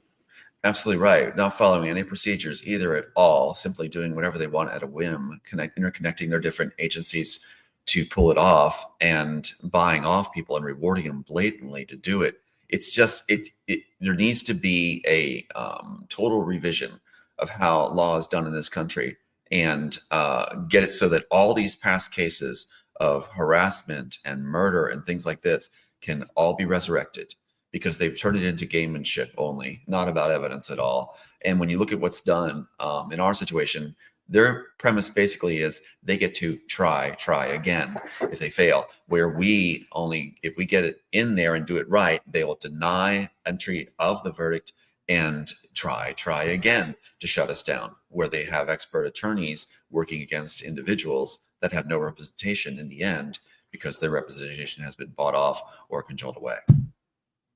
Yes, and I want to tell people that you are also my co-host on Agent X11, which that's the background behind you, Hollywood Dark Journalist, and I really appreciate all of your help and all of the things that you do. Tell us more about what the agencies do to drug, humiliate, incarcerate, make sure that you have no financial means, because many people don't realize that when you're in prison, you literally get defunded. Sometimes your bank accounts get frozen, and you have to actually have other people help you when you're in prison. And I know that when you're thrown in the crazy house, they do that as well. They will actually ask for Medicaid for you, and then they will get additionally funding. And if you have any income from SSI, they will take that from you, and you will virtually have no income at all. Exactly. And it goes to the highest level. We've got Justin Trudeau, who just resigned. And there's no surprise that he's resigning, because we've just told the FBI that we're on the air, that we're going to be suing them. We're going to be suing the FBI. And we have all the proof we need to bring him to heel. So one of the things they've done is they have bragged about that they're never going to stop putting this particular author away. And they know they're doing it unjustly, and they've created false reports and erased records and destroyed records and bragged about it and bought family members to do it. They went too far. And by putting a congressman, like we said, in place from Pennsylvania, who was out of California handled my sister and bought her, and she bragged about it. And we've got some of these things on tape. I think they've gone a little bit too far. But one of the things she had said, my sister, was that Secret Service was involved. They would never stop until I was put away. There's a 30-day window if they fail on getting you shut away on 302 or claiming you're some kind of assassin or something. They got my sister saying he's waving a gun around. He's going to shoot me. She's off the charts, insane now, and just drunk on the rewards and bragging about more rewards she's going to get. And they will count down a 30-day period and come at you again. Now, what they're using in my case is child services, the psych field, the hospitals, the police, and the FBI, Secret Service, and the Hollywood industry to run it through the media. It's unbelievable. All these are interconnected in the process. Can you tell us what happened in Canada? Absolutely. What happened was, first they sent child services after me. They claimed that I thought I wrote TheMatrix, so they went after my child. Yeah, like you're delusional. Right. Yes, absolutely. They went for him. But here's the thing. Even if you, as an individual, thought something that was false, that you wrote TheMatrix, why would that be a reason to throw you in a crazy house? Well, a great question. The tag they threw in there when they hauled me off was that I was seriously physically impaired. That's what they said. There was no trial, no way for me to brief anything or bring anything forward. I was just cut off. This Dr. Brisket that Trudeau had assigned, his administration assigned, while he assigned this female lady who was considered one of the equivalent of our attorney general, was assigned to me personally to make sure I would never get out. They assigned a nurse personally. There wasn't even a nurse. The Dr. Brisket up there had said, without even allowing me to have any recourse, just saying without even evaluating, just said that he's very convincing, as if I wasn't even standing there, and that there's 60 other people that thought they wrote TheMatrix. I should be put away for life. They were saying that it should be, I was considered seriously physically impaired and also a paranoid schizophrenic. Now, how did that come in there? But my sister and Brian Fitzpatrick was on the interplay of this whole thing. And then you got Sophia Stewart was chiming in, making messages saying, a doctor's going to come and you'll be hauled away for life. How's she in the picture? It's like, so you're showing the agencies are connected with all these players. So it's the FBI and the Pentagon orchestrating these things so they maintain control and power. They don't want anybody having influence, especially authors that have written landmark pieces with a philosophy of compassion. And that's what's amazing is it's really their concern is those of us that have compassion. The main players involved are supposed to have their, quote, feelings in the freezer. My sister sure does. And my brother sure does. My cousin sure does. They don't care about anything helping others. They're all about what's in it for me. That statement, what's in it for me. And then they'll go and do what they can do. But what I'm really fascinated is when we're out of Canada, they throw it at us in Pennsylvania. My son and I had nowhere to go. All jobs were taken. Everything was taken away. Actually, Trudeau's attorney general lady, equivalent of it, had told me, we want you to leave, but we can't have you leave. We want you to leave, but we can't have you leave. Why can't I just leave? They needed me to stay there until they could falsify a what was it called when you're thrown out of the country. So they wouldn't let deportation. Yes, they wouldn't let me leave. When I ended up at the border, deciding to leave anyway, I was like, I knew what was going on. I was like, I'm just going to get out of here. This is insane.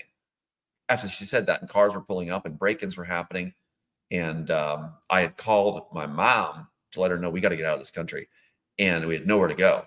And instead of reaching my mom's number with all the digits I dialed, 215, and the numbers, it went to 911.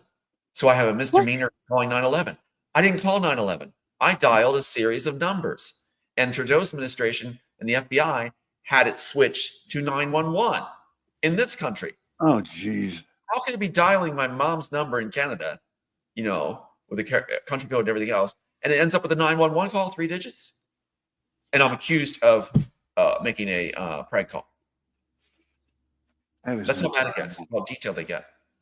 There was a car that had run me down when, you get this, Joel Silver, who works with Trudeau's administration, and at the same time, what's one of the rewards that Joel Silver got on running me down while he's on Altered Carbon, the project, which they're saying is the greatest premise in the history of film, which is my premise: the rich in the future have immortality, the poor is used as pawns. They even listed it right for my story treatment, where Joel Silver had all my notes and everything's for a legal, a corrupt court system.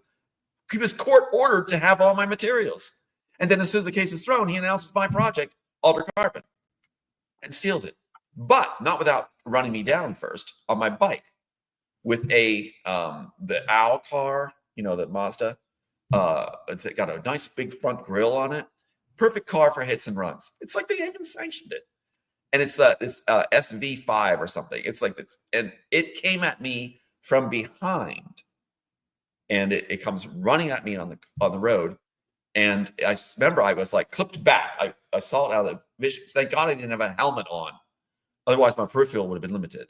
Since I saw that peripheral coming, just coming up behind me and then turning sharply into me, I pulled the bike back, had abrasions and cuts, and it accelerated away. And I saw what it was. That same car pulled up, charcoal gray, outside the home of Neil Hensey, who his family I had selected in order to defeat Mike Lang's strategy of, the author's dead, you take his work. Joel Silver implemented that while I was in Canada. And they pulled that same vehicle up outside his house, taking pictures of his place. Now, Joel Silver received some great rewards. He gets one of the biggest oil company deals and pharmaceutical deals in Canada. Wow. The movie mogul is now attached to those businesses in Canada, courtesy of Justin Trudeau. So what you've got is this amazing situation of playboys who are just thumbing their nose at the law and are running the countries. And it's like, Justin Trudeau is the one that takes starlets would take them down to the U.S. and party with them like something like a scene from, Iron Man 2. Yeah. And then he's claiming the justification for taking the starlets down is that, well, when I go to the U.S., I have to be able to beat them on their terms, and they respond to starlets when I go to do government policy changes and things, or offers and negotiations. Are you serious? Okay. So that's me. If I'm going to do a thing in the future for working with the U.S. government, I better bring a series of Playboy playmates with me, and I'll get this done. It's what's happened to logic? Meanwhile, they instituted where I'm not getting out. They had a host family selected to invite Aiden and I to stay in Canada. They're the only ones that were Joe supporters on the whole block in Brantford, Pennsylvania. Meanwhile, while Aiden's going to the Brantford High School or junior high, middle school in Canada, Brantford, Canada. This is mind blowing. In The Matrix, you have, follow me on this. It's so wild how far they go, and Spielberg and the rest. So in the Matrix, we have Owen Patterson, right, listed as a high school in the interrogation scene, and my high school, Central West, as the other high school. Now, follow where I'm going. So when we're sent to Brantford with this host family that was hellish the whole time, had to sleep in a basement on the cold floor with asbestos, the only part wasn't moved, was asbestos in the house, under Trudeau's design with Hollywood, we have Brantford High School as the high school in Jumanji. And who's the one that put it there? Owen Patterson, for the production team of Matrix, working on Jumanji. After he has Owen Patterson High in the joke graphic with our school, my high school, Central West High, in that graphic, he puts Brantford High School in Jumanji that he's working on also. You had made a connection. We have Reaver, for some reason, you had made a connection on Agent X11 when we had Christy Tasker with us about a show that was executive produced by Steven Spielberg and the Sixers. Right. Can you tell our audience about that? Spielberg loaded it. So Terra Nova has Craig Silverman as one of the main producers with Steven Spielberg. Greg Silverman is the one that Joel Silver, in our situation, promoted when Eisenoff was sent to China on a 20-film deal when there was a coup at Warner Brothers. After Joel Silver, who claims he owns the Matrix franchise, stole my work and said he doesn't acquire art, he doesn't make art, he acquires it, and also that he hoped he used up the rest of the story of my script on set in the 2003 second and third installment of Matrix, then Matrix. He grooms and promotes Greg Silverman to senior vice president at Warner Brothers after the Romanoff coup, when our stuff was thrown. Then what happens is he ends up on Terra Nova with Spielberg, Greg Silverman. And so while you've got Owen Patterson mocking us and also showing pre-crime by saying that, we'll be in Brantford. That's where our contacts are to handle us. Boy, they did a job on us. Poor Hayden.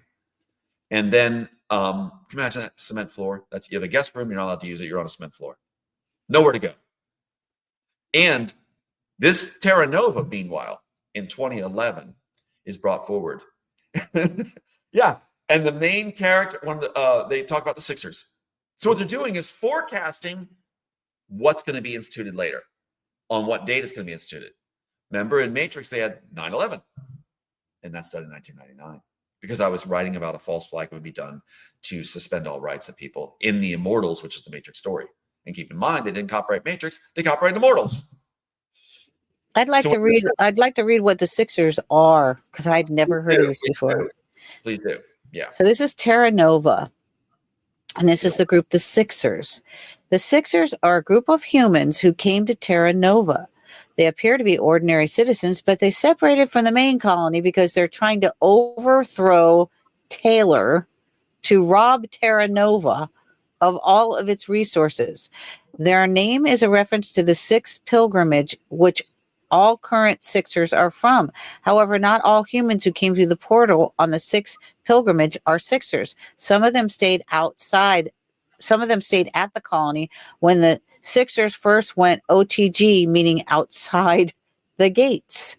The meteoritic iron quarry is controlled by the Sixers, making acquisitions of the material difficult for the Terra Nova colonists. As revealed in the episode What Remains, the Sixers have a way to communicate with someone in the year 2949. They also have a medicine to treat cyclic fever, which they had been treating Sky's mother with until she was rescued from the Sixers camp by Kuran and taken to Terra Nova. After the destruction of Hope Plaza and the Resistance, the Sixers left the colony and moved north with the Phoenix group to the Badlands. And as we know, the Phoenix, Operation Phoenix, was held by Michael Aquino, and it was utilizing MK Ultra.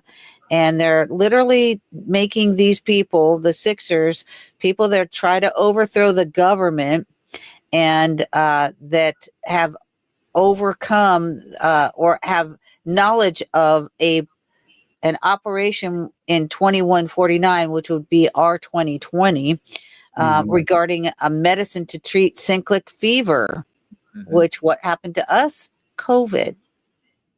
Right. Spielberg is the number one baddie in the Hollywood situation, who is so connected to the FBI and the CIA and the Pentagon and rewarded by them that he has his own film coming out about himself, where he directed about himself. It's just like, talk about ego gone wild. Yeah. Where you're directing your own film about yourself, how you're just some kind of hero. And it's just the egos are just off the charts, and that's what's ruining our world. Is these egos are all about what's in it for them, just like my sister, my cousin, my brother. I want to make one more statement before, because I forgot to say this. So when you click on cyclic fever, it says cyclic fever can strike anyone. Have you completed your Terra Nova inoculations? Yes. Now here's where it gets really bizarre. We know Spielberg's echoing things like we saw in, what was it? Minority Report. He commits pre-crime, like we said, pre-crime by changing the whole story of Philip K. Dick into it being about a son, Sean, being murdered. My son, Sean, murdered after it was made. And then also Tom Cruise's character named after my dad's name and rank, Captain John, not in Philip K. Dick's novel. And that Tom Cruise can be put away in stasis 302'd and never get out because they'll say he's basically seriously physically impaired because his son has been murdered. Sean's been murdered. And that was Spielberg committing pre-crime. Now, with Terra Nova, he's just stacking it in there. What's really wild is, remember Central West that they stuck in the first graphic in TheMatrix? It was my high school, right? With Owen Patterson, right? Well, Craig Silverman's there making this happen also. Craig Silverman's writing Terra Nova with Spielberg on the team, main guy connected to the team. And what's he doing? He puts in Taylor. Taylor is the main character that is facing the Sixers. Why is that such a big name for me? Because Jeff Taylor was not a friend of mine at Central Bucks West, who was the one guy who was my competition on track and competition. You know, he became the captain, and they did this thing where there were supposed to be co-captains, but everybody talked him into just having Jeff Taylor there as the captain. That would be something rubbed in my face with Central West. And then what's interesting is the one character, the one good guy we get a glimpse of in the episodes that is murdered, and the murderer is forgiven by Taylor for murdering him, is named Foster. My grandfather's name was Foster. Yeah, the Taylors are in my family, Tom. Yeah, so isn't this something? Look how much he rubs it in. Look how much he rubs it in. And then it goes on and on and on, right? Who was the family that we were sent to stay with in Canada? And what was the daughter's name of their close associates? The family that actually, that the Henseys that I actually put on my copyright because they're really good people that the car pulled out in front. Their daughter's name is Zoe. The child of the Shannons is Zoe in Terra Nova. It's just, please, all these names are just like, Spielberg is a complete maniacal individual, just so the perfect candidate for the cabal to work with in Hollywood. And now he's trying to get out before everything springs back. Keep in mind that Spielberg's main friend was named Peter from New York, ex-cop, divorced cop, who told my housemate from Colonial Williamsburg when I was out, the housemates with me, the main housemate, Kirsten Leslie, that if she had sex with him, she'd have dinner with Spielberg and be a lead in Sweet Charity in Hollywood. And wow. She wasn't attracted to the guy, but she went for it. Spielberg. And Peter called me on the phone and said, don't you ever effing come to Hollywood. You're a dead man. Courtesy of Spielberg. In 95, when my work was appropriated through Kirsten to Spielberg's best friend. So what you have is this personal connections, right? Where Spielberg's connected to my family, where my brother is supposed to be giving credit to my work.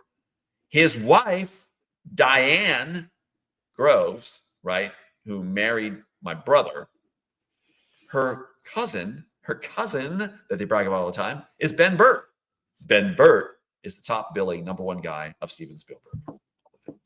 He's in Hollywood. So we are connected with no degrees of separation.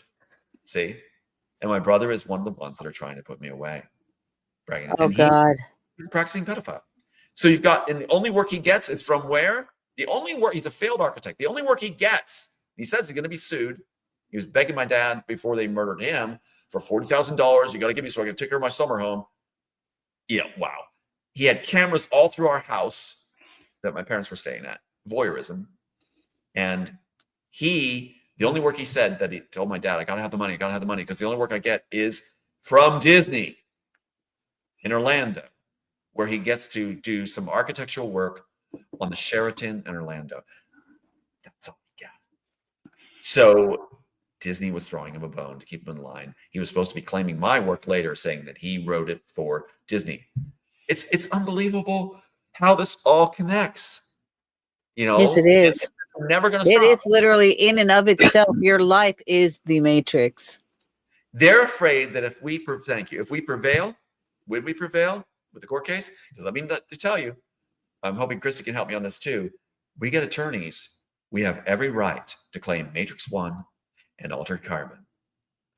Joel Silver's already left Twice he fled. Warner Brothers, he left when this case was first coming forward, when they had all their people in place. Their defense attorneys, who were all classmates from the University of Berkeley, were the ones that were handling me, pretending to be on my side in opposition. They worked together to make sure nothing went in, that a summary judgment could be done by Gary Klausner working with them, the judge put in place, not a lottery, just put in place, that this Rankin, the character that was classmates with the Warner Bros. Firm and defense attorney, had said it's the worst pick possible because he was assigned by President Bush and his dream team under Pat Robertson. Was the first appointment was Gary Klausner, who was put there, Robertson says, on his Law and Justice Center page to make judgments favorable to him so Robertson wouldn't be a second-class citizen. We didn't stand a chance. All the evidence is blocked, nothing there. They were able to cajole, murder, break-ins, threaten, harass. And then they come up with, we actually won when we were doing things to push it forward. They didn't let us file the win. So now the newspapers, through TMZ, owned by Warner Brothers, the same attorney that was a classmate, the one that was planning for Warner Brothers, was the attorney for TMZ, running the articles with the Wachowski's faces, saying Tom Althouse is just a hack, another hack. That's what's showing up on the algorithms. Hollywood Reporter, under them, under the same group, was the one that put forward that I was, that it's over. There was no proofs. There was no matchups. We got matchups off the charts. We've got them putting my stuff in, my personal information throughout the series and the franchise. And then you got Altered Carbon, the exact match after Joel Silver had all our notes. Keep thinking that's in copyright law. It's about having direct access. If you have direct access to the work, then it's assumed it's taken. Well, guess what? Joel Silver had all my scripts and working drafts when their attorney said they had no working drafts whatsoever. So it's a moot point to ask for discovery. On tape, we've got that, right? And Joel Silver got all our drafts to steal Altered Carbon through discovery process, where they didn't get us discovery. You can't get any more. It's court order to be in his hands. And then he steals it. But he left Warner Brothers in 2010 or 2012, along with Mike Lang resigning from Disney and Miramax Films in 2012. At the same time, within a month window, when we were going to go forward to the judge. They're screaming at me, don't go to the judge. Then when the car runs me down in Canada, Joel Silver leaves Altered Carbon. When it missed me, he leaves Altered Carbon and they pull Matrix 4 merchandise off the shelves and say they're not gonna go forward. They don't have any real plans to make it, blaming it on the virus. And they killed my son instead. Sean does die, completing Spielberg's dream and the threat that Sean would die and I'd be put away. When Sean dies, I'm put away by Trudeau's administration. Yeah. The only reason I got out is because a social worker, an African-American social worker, Caroline, came in to the hospital where they had everything set. They said I'd never get out. And had a meeting. I had her come to the meeting. And they didn't want her there. And she kept saying, have you checked his records? This man has the website. He is no in Interpol or anything else. He is not guilty of anything. Dr. Brisket finally is all upset with the handler, which is like a Nurse Ratched, that would not give her name, that had a meeting with the whole staff with Brisket there, handler, who I had walked up to in the hall. And she said, she had just finished saying, don't worry, he's going to try to get out of this one. We're not going to let him go. In the meeting, I said, why don't we start with introducing ourselves? She said, I'm not going to give you your name. I'm not going to give you your name. Yeah, thanks. That's a great way to start your meeting. At the end, after Caroline was speaking, right, and the host family was there not saying a word to help me. It was a setup. Dr. Brisket's freaking.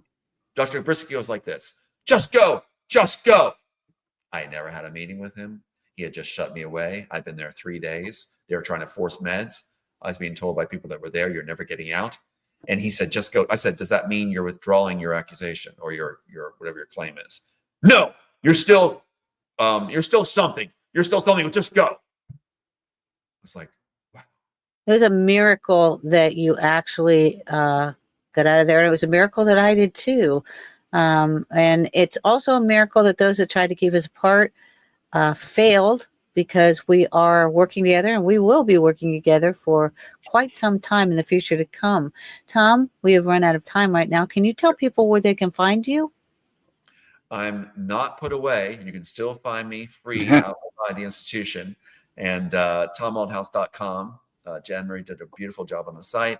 And also, as you saw, as I put up there at the beginning here, Agent X11. Agent X11, and you can find Tom. He's a co-host on Agent X11. He's also on Awake Nation's Trauma Triage team, which is pre-recorded every Monday. And I just thank God, Tom, that you are in my life. Thank you so very much. Guys too, and also want to give a plug to Brian. I was saying he's a gem. He's done a brilliant job. I'll be joining him down in his conference. He just let me know. So I just want to let you know he's done a miraculous job. Not many people follow through on projects. There's only a few that actually come through on making their dreams reality. Brian's one of them. So with that, thank you guys for having me here. And that's just the tip of the iceberg too. Thank you, Tom. Thank you, Tom. TomAldhouse.com is his website. Please go there today. We appreciate having him on the program. Brian Tseng, by the way, is coming up in just a moment. Before we get to that, I do want to remind you there is a story out today. I don't have it with me, but I'm going to present it at beginning of next week. They have gone forward with this lab-grown meat. So now you have a choice.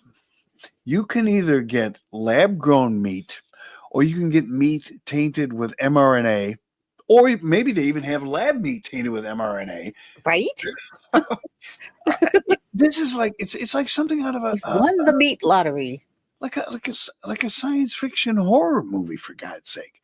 You can do all that, or you can say, you know what, screw this.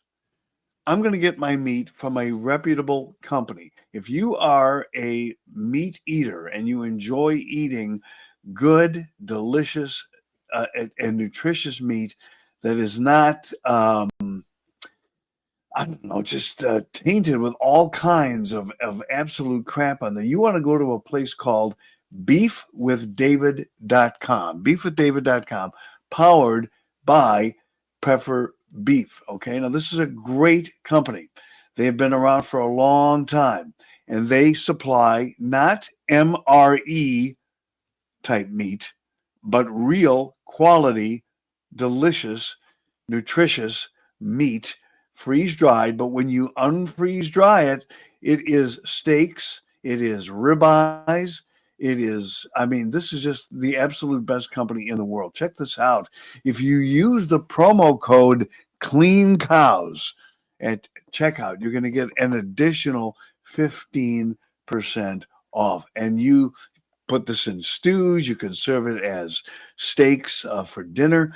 They have different products. Americans can stock up on shelf-stable premium beef from Pepper All Naturals. This is the company that you want to deal with. So what you got to do is you got to go to beefwithdavid.com today. That's beefwithdavid.com.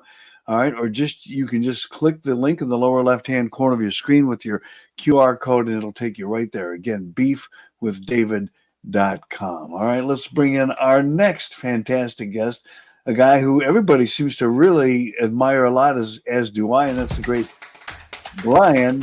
Good morning. Welcome back. Good morning, David. Hi, Penny. How are you two doing today? Good. And I know it's early where you are. Whew, yeah, I'm adjusting. Okay. Yeah, So am I. Great to be here this morning. It's great to see. I caught the last part of Tom's segment there. And then, clean food is on everybody's mind. It's a big reason why I'm a prepper up here in Northern Nevada and fled California during the scamdemic in 2020 as that was kicking in. And, there's a lot of confusion in our community right now because the secret space program, ET disclosure community, because a lot of people are trying to make heads and tails of what the new administration is doing. Yes. Did you hear about the Trump is supporting going to Mars? Oh, yeah. Well, not only that, James Rink of supersoldiertalk.com just did a show on someone else's channel where he basically read a letter that Trump apparently wrote to him, acknowledging not only James Rink and the Super Soldier program, but all the Super Soldier veterans, secret space program veterans, rather, is within the language. And so not only did Trump publicly say we're going to go to Mars, but then there are people in our community who are in contact with his administration one way or another, it seems, and he's supportive. So I take that as a win. Other people in our community, they're still very, very distrustful. They see, and a lot of us are, and I'm glad that people are raising our voices at this mRNA AI vaccine initiative, this Project Stargate AI thing, with Ralph Ellison of all people, of Oracle. Sorry, Larry Ellison, not the writer Ralph Ellison, Larry Ellison of Oracle, which is a CIA kind of DARPA creation, is my understanding. And so I think right now this administration is embracing good bedfellows and bad. I see some as, RFK would be considered a junior, would be a good bedfellow. Hey, let's make America healthy again. And I would consider Larry Ellison of Oracle to be a bad bedfellow. Keep your friends close, but keep your enemies closer. That to me that's the most positive spin I can take on it. But my pragmatic take is no matter who's in office, whether it would have been Harris or Trump, we have to push the movement forward as best as possible anyway. I think it's going to be a little bit easier to get this disclosure now that Trump is in office, and it would have been certainly under a Kamala Harris administration. However, it's still going to be like pulling teeth because of the powers that be who want to keep this information from coming out. So it's like pulling teeth, isn't it, Brian? I think it's going to be like pulling teeth at first, but the sense that I get is as this administration continues to make positive moves that bear material fruit for our country and the rest of the world, that things are going to get easier. At first, change is hard, but once we see change happening for the better and it's happening, I think that a lot more of us are going to embrace it. And the naysayer trolls, they're just going to have to shut up and get in line, basically. With the release of, and we're not going to get into this conversation because I don't think that, well, maybe it is part of your, do you deal with any of the, like the JFK assassination, RFK assassination things because apparently that has been ordered to be released within the next 15 days. But I'm just, where I was taking is with that, do you see that Trump going forward to release any and all information they might have about extraterrestrial information in visits and whatever, and also having that released to the public? I suspect it's going to happen by 2027. Because if they're doing the JFK and RFK and MLK Jr. papers now, I think later on they're probably going to release all the 9/11 stuff. Yeah. And then I think Courtney Brown of the Farsight Institute was saying there's a third big topic, and it wasn't the COVID scamdemic. It might have been something else. Okay. That they're going to release a treasure trove of information on. And so these are supposed to be like 3 big wake-up calls.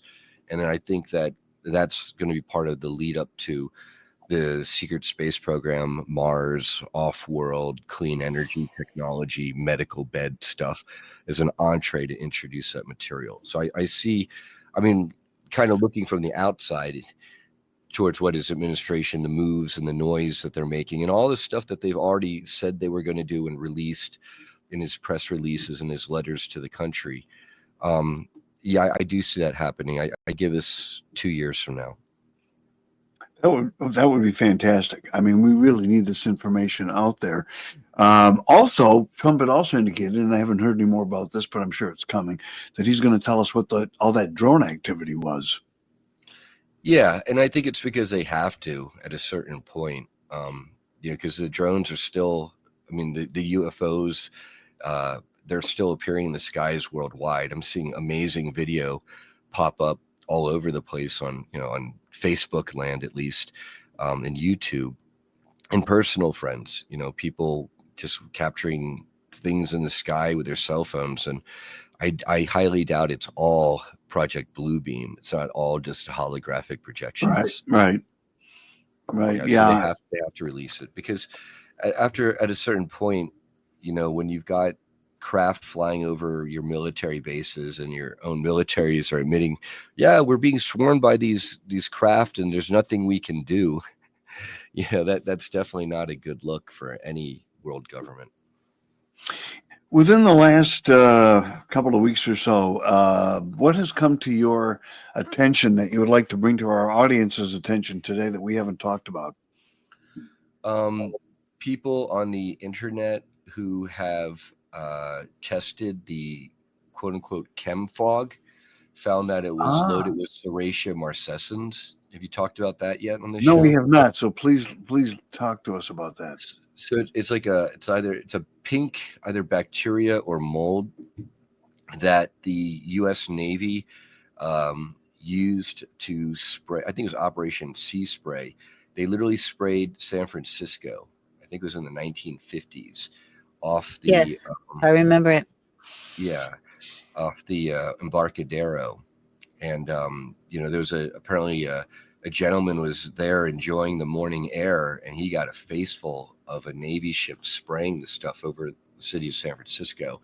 He died from respiratory infection, and what the Navy said is, well, we're going to use this pink bacterial because in the San Francisco Bay Area it doesn't exist.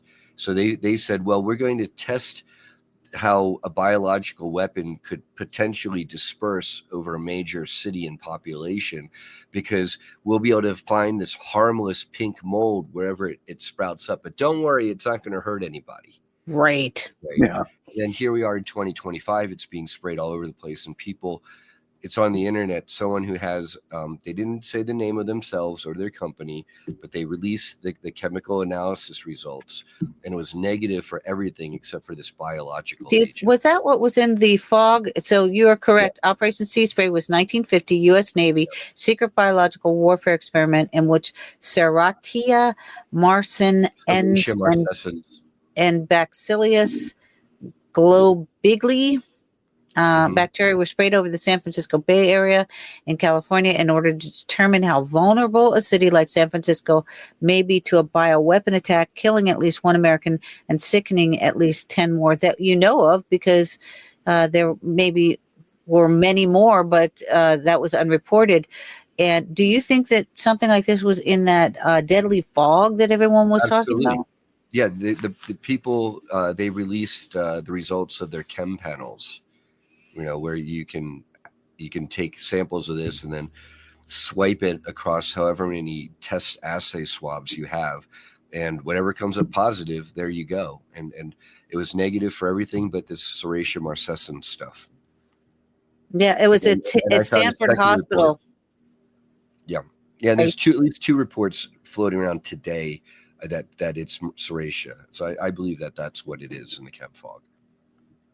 Good Lord. Well, we did hear one rather startling thing the other day, and I think you began to touch on it a little bit here, but this Project Stargate, AI technology on steroids, it sounds like to me, $100 billion initial investment up to $500 billion by 2028 will be spent to create this infrastructure, a huge infrastructure plan, which Trump is touting as creating hundreds of jobs and more.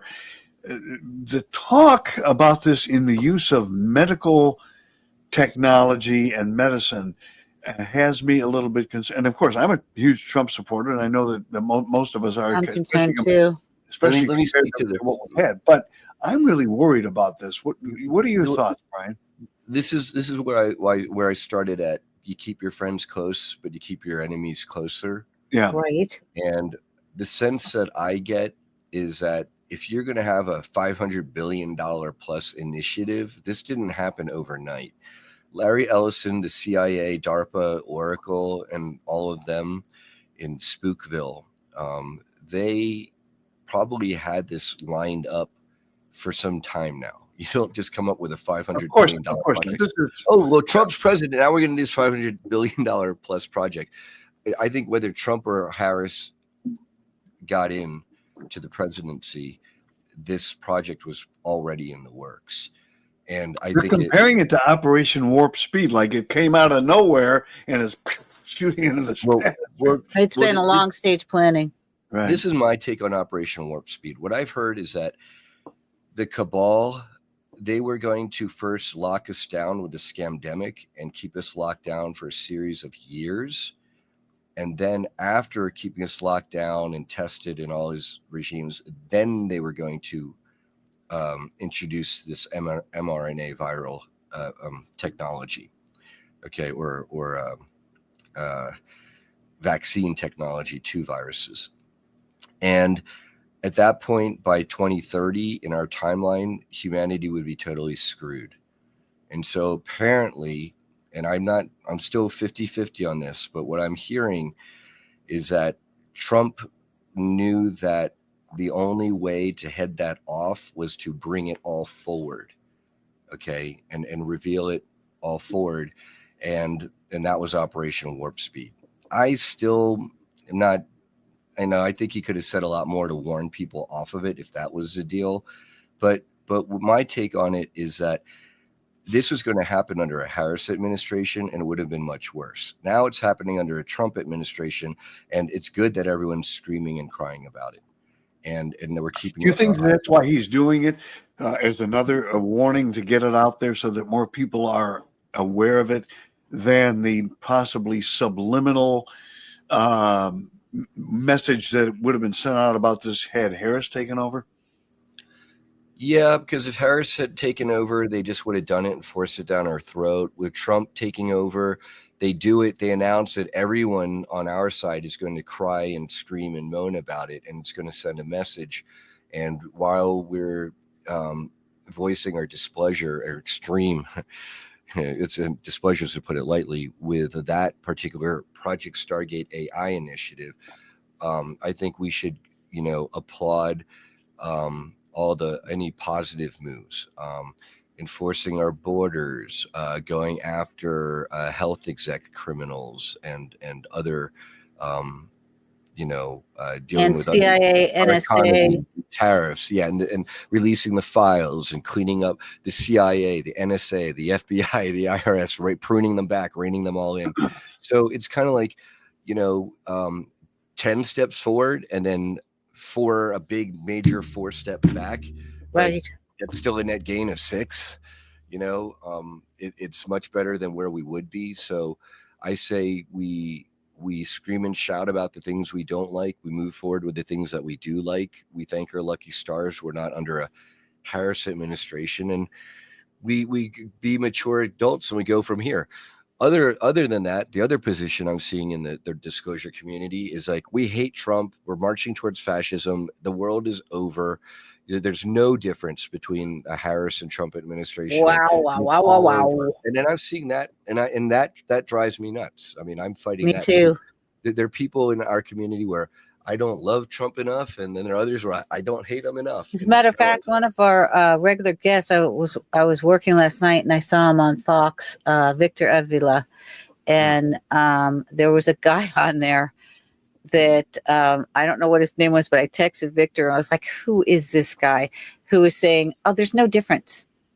Everything's the same with the border. And I was like, who is this guy? He just texted me back, Democrat. I was like, yeah. Right.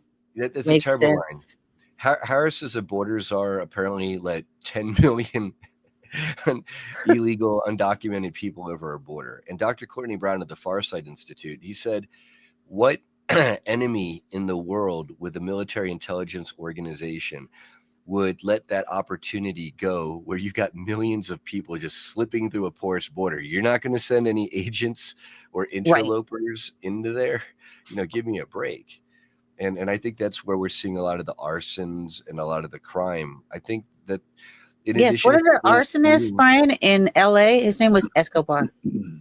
Right, well, there's that they captured multiple, and they all tend to be, if you look at the mugshots in the reports, undocumented people from south of the border who are generally military age males.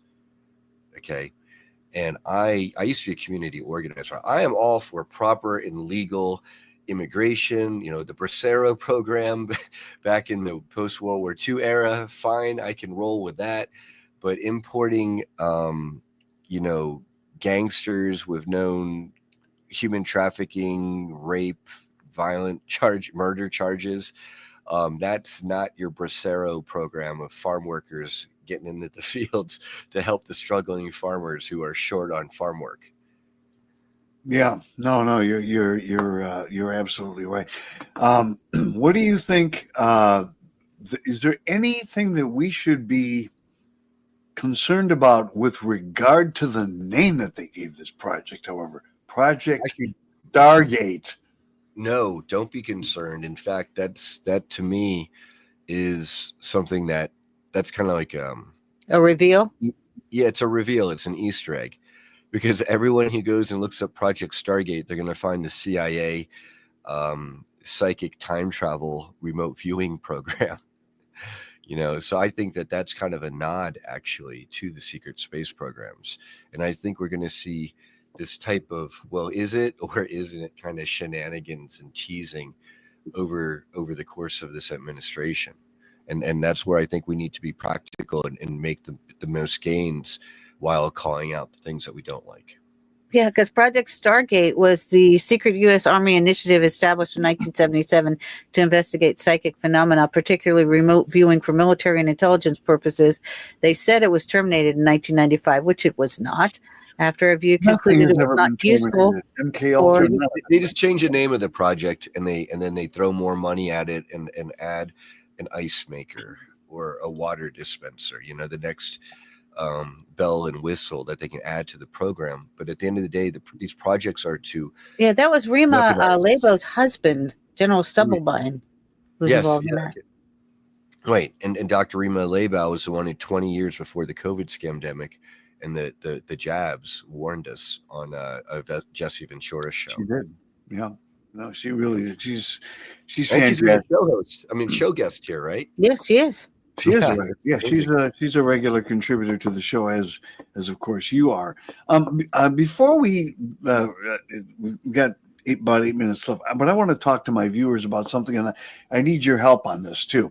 I've been promoting what I think is one of the best options for people who have not been able to afford health insurance, and this is the Impact Health sharing. And I wanted you to, I know you were the one that turned me on to this.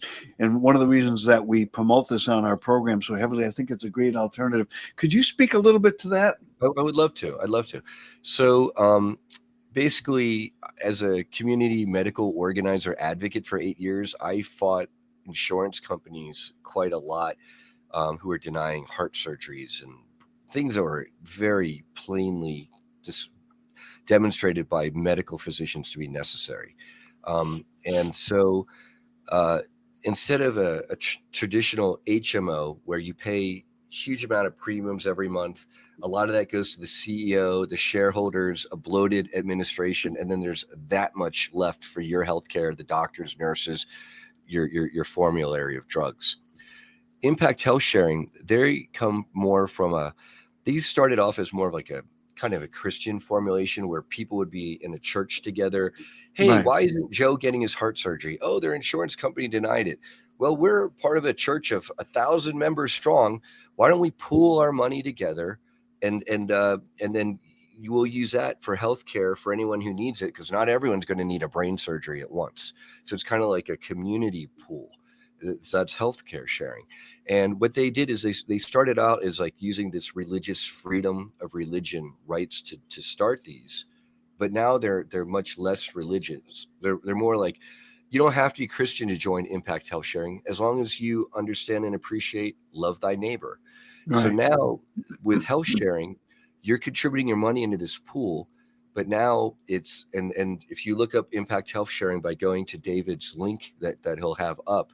I mean, I'm part of this network as well. The link's actually there's a QR code they can click there. And there's also the link is in the description of today's program. And I also want to take them to the website right now. As a matter of fact, while you're talking, Brian. Please do. And so my friend and mentor in this, Paul Mercier, his health insurance for him, his wife and son, I think it is, used to be $1,700 a month, okay, with an HMO. And it was really, tearing into their finances. Obviously, that's not cheap for 3 people. He joined up with Impact Health Sharing, and he got it's the equivalent of their premium because it's different since it's not an HMO, down to $700 a month. And that's because I believe he smokes or he's slightly overweight, so they gave him a slight, like an $80 a month thing. So it would have been like $625 a month. But now he pays $700 a month because of that one factor. But $700 a month, and he gets better care. When you go to a physician's office, they say, well, I was able to see you when you were a Blue Cross Blue Shield patient, but now that you're on this Impact Health Sharing, what is this? And you say, no, doc. Have your staff call the number on the back of this to Impact Health Sharing. Give them my patient number. They're going to pay you on time and in full. And the doctor's offices are realizing, wow, we're getting paid on time. They're not trying to play gatekeeper and tell me what I can and can't do for my patient. We're getting paid in full. They're not coming back to me 6 months later to argue these procedures and claw back, which many physicians will be familiar with that term, where they come back to you retroactively and say, well, we reviewed this and we realized we overpaid you $100,000 last year in surgeries. That's not going to happen with Impact Health Sharing. And so I highly recommend it also because during this scamdemic, a lot of the physicians in that network, these are the more hip, forward-thinking type physicians, a lot of them, who are trying to get away from the HMOs. They also are against the scamdemic. Also, Impact Health Sharing, they're trying to embrace more of the alternative healthcare modalities, such as acupuncture. So they're trying to get that covered by their network or their Impact Health Sharing group. And they already are opening up chiropractic. So I understand in Texas. So there's a lot of people who they would love if their HMO covered chiropractic, and they don't. Well, Impact Health Sharing, they do in many regions, and they're opening that up more and more. So I highly recommend it. It'll help you. It'll help healthcare. It'll help. And you can save, your family could save up to $9,000 a year. $1,000, yeah, right. And then a year, $9,000, right? What would you do with $9,000 a year? You'd definitely be getting a lot more Patriot food supply and prepping and ammo and all the good things. Whatever you need. I appreciate you testifying to that. And now let's testify about the upcoming full disclosure movement, which, believe it or not, it's going to come on us very quickly. People need to start signing up now, don't they? Yeah. Well, the Super Soldier early bird tickets are ending at the end of this month. So we're going to go up slightly from $420 for a general admission pass to probably about $444. And then the couples admissions tickets, instead of $805, they're going to go up slightly. So this is best pricing. It also helps us as the event organizers, to get the money in earlier so that we can have an even bigger and better event. Go to fulldisclosuremovement.org to get your Super Soldier early bird tickets. And then also the conference venue, the lovely Serrata Beach Resort there at St. Pete Beach, Florida, they're extending their conference rate discount to the whole week. So it's not only the day before, the 4 days and nights of the conference, it's also that Saturday and Sunday, that weekend, because we have a free sister event, Day of Being 5.0, at a nearby beach that weekend. And so it's going to be an amazing week. I hope you can all make it. Best pricing is now, but you're going to find that the ticket pricing is amazing for what we offer and compared to other events. I love them all, but I know that at what we're offering, you're going to get the most bang for the buck at our event. This July 15th to 18th in Florida, the Tampa, St. Pete Beach area. Again, that's fulldisclosuremovement.org. I really hope to see all of you there. If not in person, we'll also be doing live stream. And the previous conference is also available for streaming for, what is it, $77 or something like that? Exactly, which is a bargain. You're getting 4 days and nights of 2 stages of presentations. And if you can't afford it and you're one of those people in the public, well, why are they sitting on this information? Reach out to me directly at brian_sang@yahoo.com and talk to me. I mean, I'll comp your live stream recording pass. Because at the end of the day, the needs of the movement outweigh any of our immediate financial concerns, as heavy as they may be.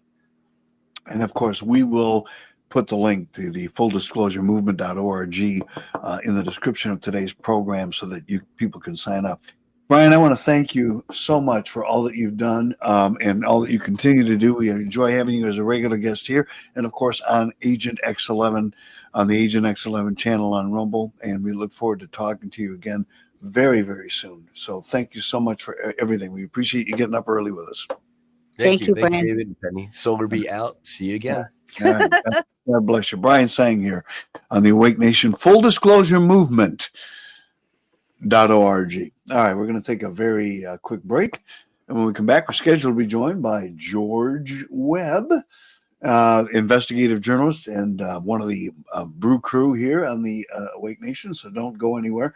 We're going to take, as I said, a quick break. We'll be right back after this important intel from LifeVantage.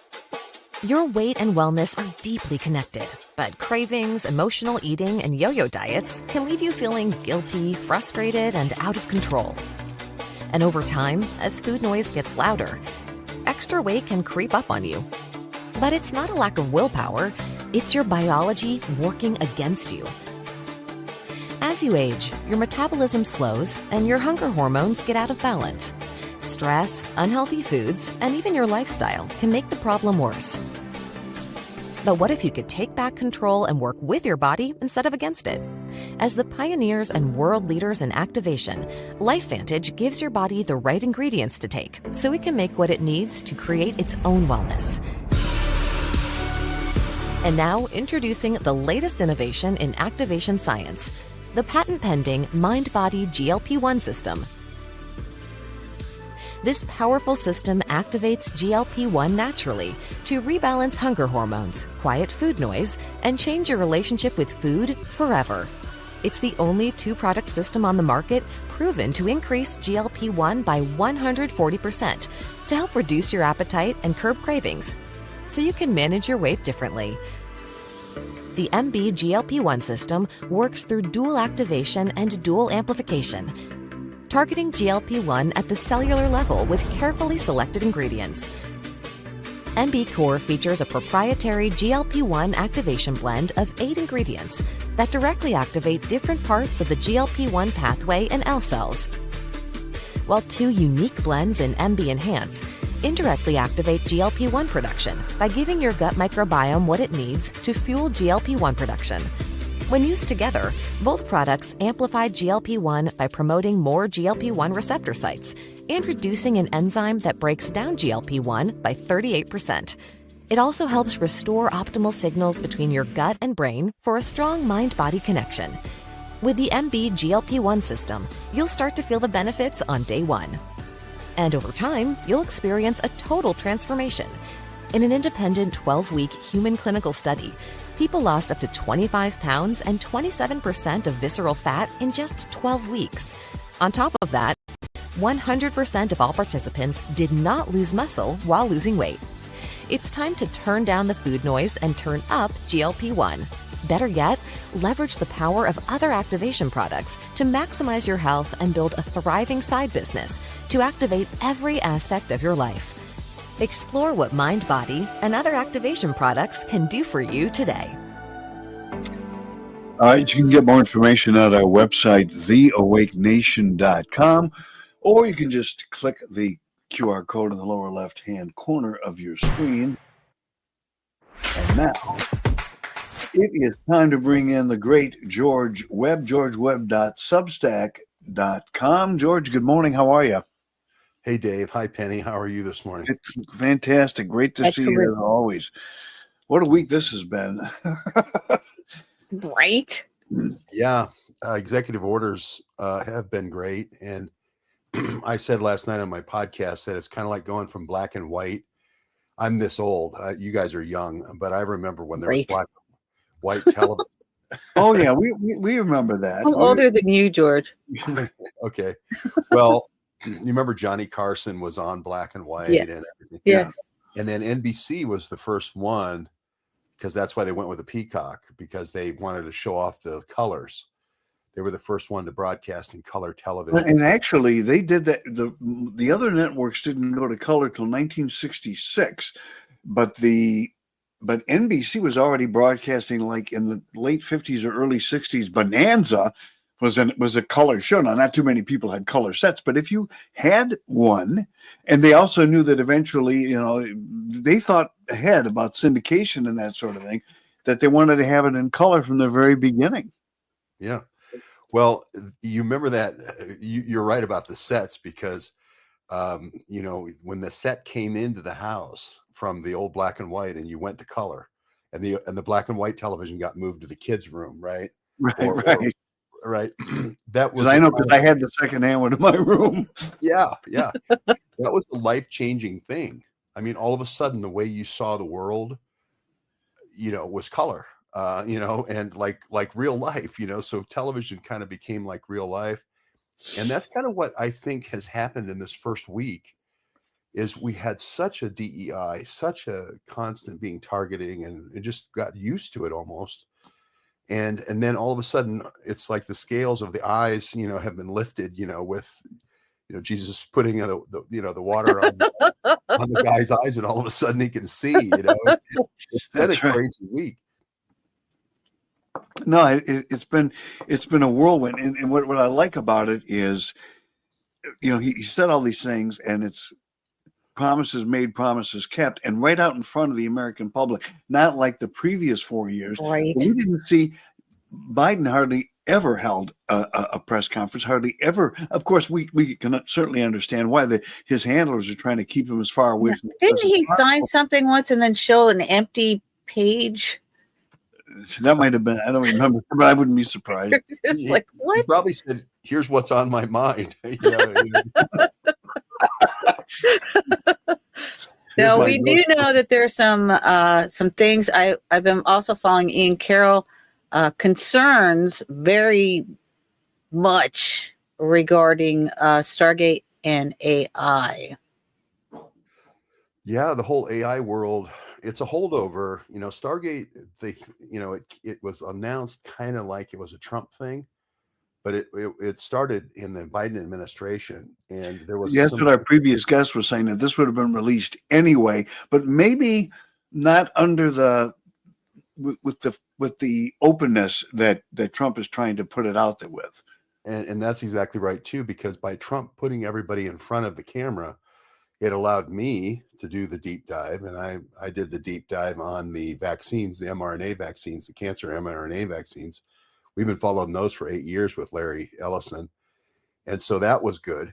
And I think it allowed people to see that it wasn't just an AI proposal, which, they put good things in there, right? Which is, we are fighting the Chinese. This is a war, just like the Cold War with missiles, only this is an AI war, whether we like it or not. So Right. all that's true. And we do need the infrastructure. And all the chips are made 82 miles away from mainland China. Like 90% of the chips made by Taiwan Semiconductor with GPU chips. And that is true. And we do need to make them in Texas or wherever that's safe. Yes. Right. In Columbus or wherever. So all that was good. But then Larry with Oracle had to throw in, oh, by the way, we want to take a lot of the stuff we've gotten out of the national laboratories and kind of sneak it in there and keep it going, keep mRNA going, and keep this long-term plan, which could have been from even before COVID. We want to do mRNA for cancer. And it's like, well, we caused all the cancer with the first 4 years, and now we want to give you the vaccine. And so that's when people just like Ian Carroll and myself, but Ian really smacked them. I knew. Yeah. And so Trump explained that the government wasn't doing the vaccines in this. The government was just enabling the energy companies to build the plants that can power the AI data centers. So that was sort of unleashing energy at the same time of unleashing the AI. And so even if it was kind of a little bit of turbulence in the first 7 days flight, we worked it out and we found out who was doing what. And now we can focus in on the people who are the bad actors. Do you think Trump was taken aback by the the medical part of this, the mRNA to treat cancers, or do you think he was aware of that as well from the beginning? I think that kind of got snuck in, to the thing. Yeah. Here's Larry, and Larry's one of the richest guys in the world, and Trump likes to, be. He likes people who are billionaires saying he's the smartest guy in the world. Who wouldn't like that? Who wouldn't like that? Yeah, and so when Elon says it, Trump likes it, and when Larry says it, he likes it. But I don't think he knew Larry was going to go and make it a launch party for the cancer vaccines. And this has been a long time in coming. In the Obama administration, 2016, the cancer moonshot, the first one with Biden. There was a second cancer moonshot when Biden was president. All the guys in Pfizer that you came to know and love, Borla, and then his second in command, Dolston, and then his third in command, Shuang Wu, have been writing these light speed white papers saying we need to get away from the old egg-based vaccines. We need to get over to mRNA. We need to align ourselves with the DoD and the Defense Threat Reduction Agency and all that military countermeasures. So this has been in the making a long time. And they kind of wanted to tack it on. You know how sometimes people tailgate behind somebody who has a key card? They're just trying to tack it on. And I think Trump, being so transparent, allowed us to say, whoa, not that one doesn't. Because there has been a lot of blowback. I mean, with that part of it immediately, even staunch Trump supporters like myself, like, whoa, it's like, and I don't blame Trump on this, but it's like out of Operation Warp Speed. I mean, we had a pandemic which took everybody by surprise, and all of a sudden, all these people that Trump has surrounded himself with, including Fauci, who just got a pardon, right, for not even being charged with anything, as well as did Biden's family. And we'll get into that in a few minutes here. They said, you got to do something. And Trump was caught between a rock and a hard place. There's an election year. You've got an alleged pandemic threatening billions of people.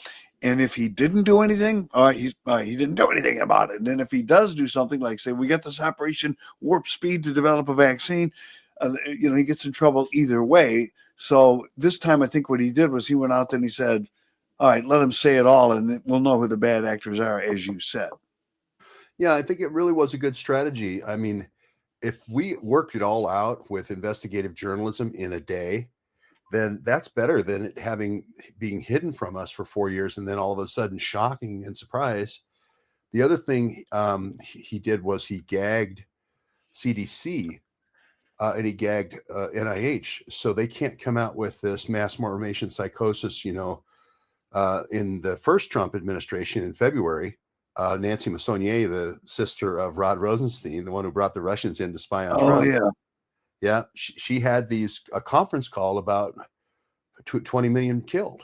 Remember the guy in England had said at the Purbright, there's going to be 20 million, and then she repeated it, and then she brought in this Ira Longini guy, and from University of Florida, where they're making the vaccines, the military vaccines. Yeah, there's going to be this thing. So he shut that down because they're going to do that for H5N1, right? And then he also shut down the NIH, which whoever is going to replace Fauci is not there yet. So, Peter Hotez is going to be the Fauci stand-in, and he's going to be the one saying Trump shouldn't have got us out of the WHO, and here, bad, stupid Trump. You can just see this whole thing brewing and unrolling. So I'm glad that he put the gag order on NIH and CDC at the same time. You wrote a little thing on this. I didn't know you wrote a JFK book.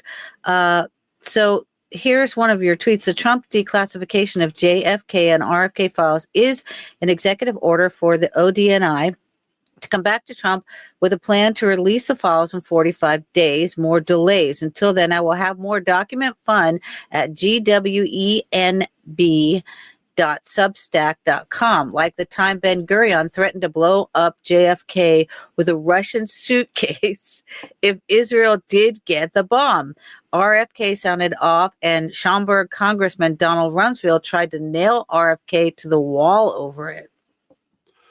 Yeah, not a lot of people know this early history of Israel. And again, I'm a big I'm not a Zionist, but I believe in Israel's right to exist. And, you know, I'm not a Euphrates to the Tigris or Euphrates to the Nile kind of guy, you know, bigger Israel. But I am a believer in Israel, that we need a democracy in the Middle East. But I'm not a believer that we should say, if we don't get a bomb, like Ben Gurion said, we're going to have the Russians bring an atomic bomb into their embassy, a suitcase nuke, and we're going to blow up Washington if you're not on our side of it. Yeah. And that actually, if you go through the files, there was these threats coming from Ben Gurion. And then you see in the letter that I produced from Donald Rumsfeld, Donald Rumsfeld has carried the water for the Israel lobby. Again, I'm just being honest. I love Schaumburg, Illinois. I've been there a million times. That's where. Me too. I almost worked at the Fox Hills Mall. Yeah. I mean, we love Schaumburg, but we know that's kind of where Mossad landed. You know, when they got out of kind of running the mob downtown, they kind of moved out to Schaumburg as far as the Chicago mob is concerned. And this became ground zero, you know, Rumsfeld's district. And Bobby Kennedy, you could see him kind of sounding off saying, hey, this American Zionist coalition, or whatever it is in the letter that I produced, is threatening us. You know, it's like and we don't want to piss off our Jewish constituents in Schaumburg. And then Donald Rumsfeld comes back as the congressman from Schaumburg and says, I'm calling you on the carpet. So even then, you can see a young Donald Rumsfeld. He's going to carry the water for the Israel lobby. This leads to 9/11. This leads to anthrax attacks. This leads to giving the bioagents to Israel. This leads to giving Israel the bomb. This leads to the secret black budget for Israel, right? That for 9/11, remember the plane, you know, those pilots were so good. Those guys who couldn't fly Cessnas, they could do 330-degree hairpin turns with a 757 that even trained pilots can't do. And they hit the auditors who are auditing the missing $2 trillion. That's awfully hard to do when you're under pressure. Right. And so you can see this whole Rumsfeld disinformation and false flag events almost unfolding out of this one document.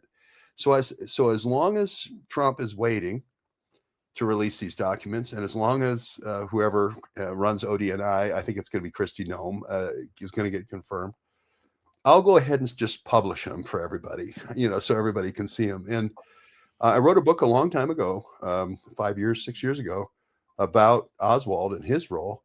And so people said, well, while we're waiting, why don't you republish it? So I did. I have a historical blog called GWebb, GWEBB at Substack.com. So that's out there for folks who want to see it. That's amazing.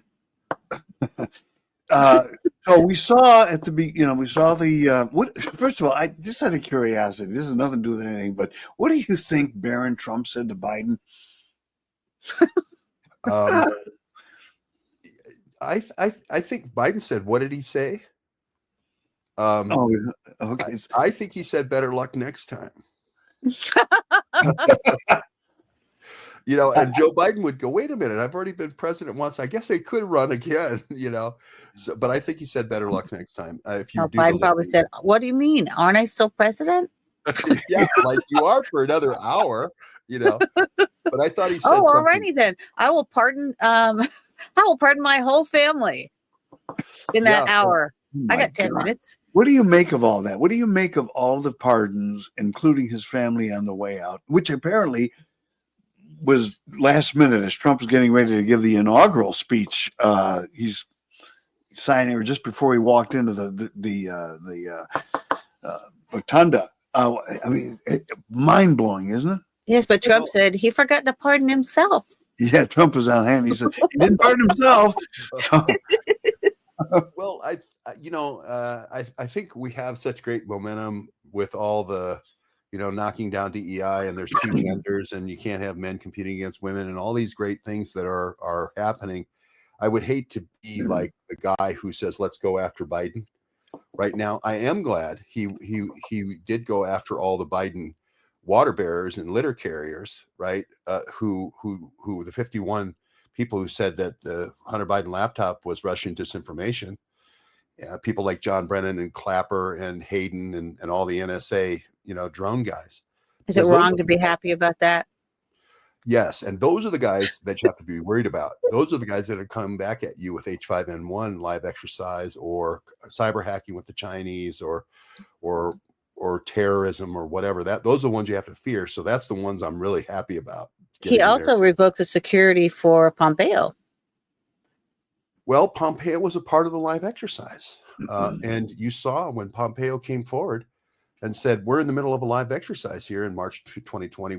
Our Potomac group, by the way, had said we're in the middle of a military live exercise the day before. We had whistleblowers. So Pompeo said it the next day. And Trump, what was Trump's comment? You should have told me. Right. Why didn't you tell the president? Well, he tried to have Julian Assange murdered, and he blocked the JFK files. Yeah, and I think you're going to see the Chicago mob and this connection that I allude to with Donald Rumsfeld. That's the piece that's been withheld, and that's the piece that probably going to continue to be withheld. To be honest, Jared Kushner and so forth, they're going to withhold this piece. I'm very pro-Israel, but I don't want to hide that. I want to have it out there and say, look, Ben Gurion was trying to get the survival of Israel. He did a dumb thing. He threatened the president with annihilation, nuclear annihilation in Washington with a suitcase bomb. That was really stupid. Yeah, that's bad. Right. And just get it out there. Right. And so we can say, yeah, they probably did finance through the Chicago mob, the snipers. Okay, great. That's okay. That is not going to change anything right now, 70 years later, 60 years later in Israel. It's not going to change our Israel policy. It's just facts, right? And the longer we hide it, the worse it gets. Yeah. So do you believe that the CIA actually had something to do with the murder of all three, JFK, RFK, and MLK, all the Ks, 3 Ks, KKK? I'm not so sure about MLK. I think they just, but you can see this kind of cabal with Bissell and, all the Dallas Petroleum Club and all this sort of thing, which is, hey, we're going to have uncontrolled testing in Vietnam for bioagents. We're going to be able to develop all of our chemical weapons and biological weapons. This is going to be great. And then here are these two upstarts from Boston who are, father's a bootlegger, so he has nothing to claim on us. Right. And he's lecturing us about how we need to have self-determination for Vietnam. Right. And that's not good. We got to get rid of this guy. And then the next one comes along and starts running for president. We got to get rid of him. So I think these are very, in their mind, the Kennedys were threats to national security.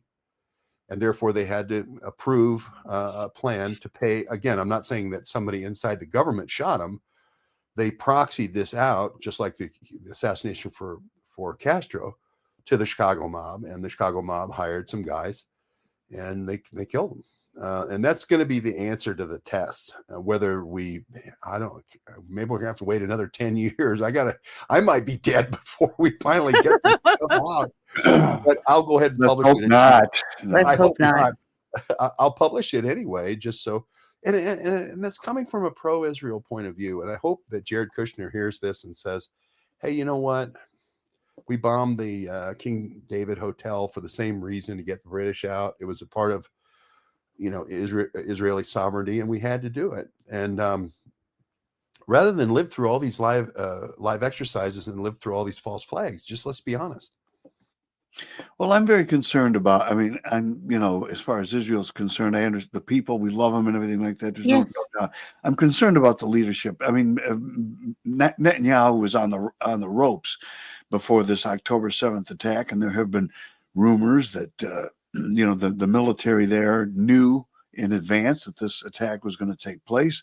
And I'm not saying that necessarily Netanyahu or his government orchestrated this, but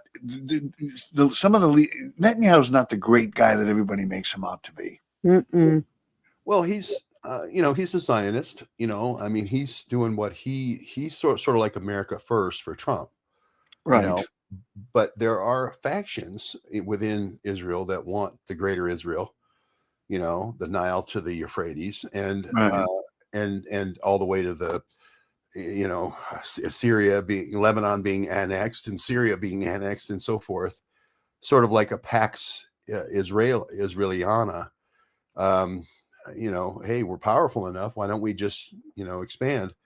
And you throw in bioagents and you throw in ethnic cleansing and you throw in cancer vaccines, maybe they can do the cleansing. The Gaza's being rolled up. That Gaza's over with. This is the second Nakba.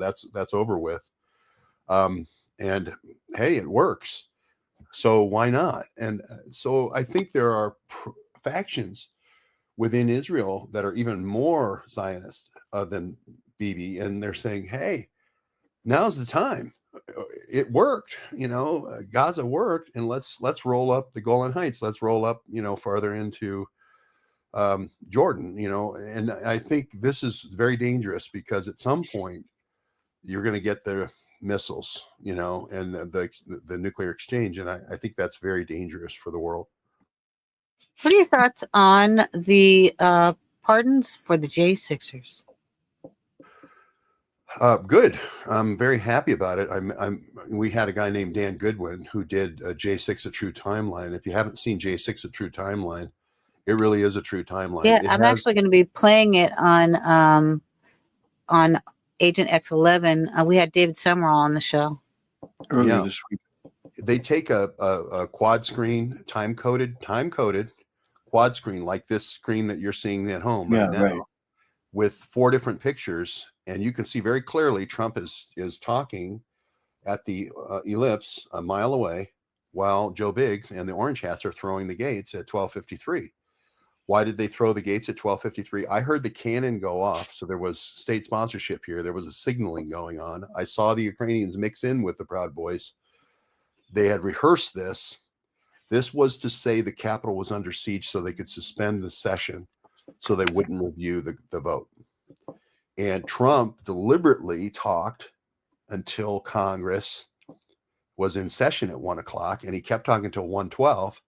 You can see this very clearly in Dan Goodwin's thing, clearly exonerating Trump. And I told this to Dan. We had a thing for him down in last month in 2024 in December, where I met him and we talked, and I said, you exonerated Trump because you showed clearly that Trump had nothing to do with J6.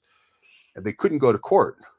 They could only do the PR, which is 5 policemen. Cory Booker could say 5 policemen were killed, even though 5 policemen weren't killed. Only people that died were 2 people of health and 1 Ashley Babbitt being shot. They were all protesters. The police had all the guns. The protesters had no guns. So, the whole narrative was going to fall apart if they went to trial. And so all these people who were, when the very small group threw the gates, I was there. I filmed Joe Biggs doing it, right? I was there on the gates.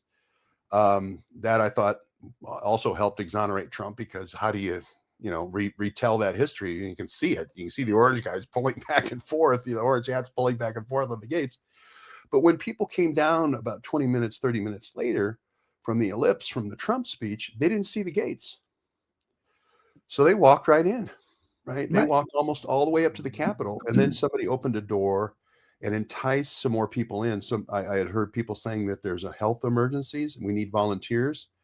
And that lured people in to go bring people out.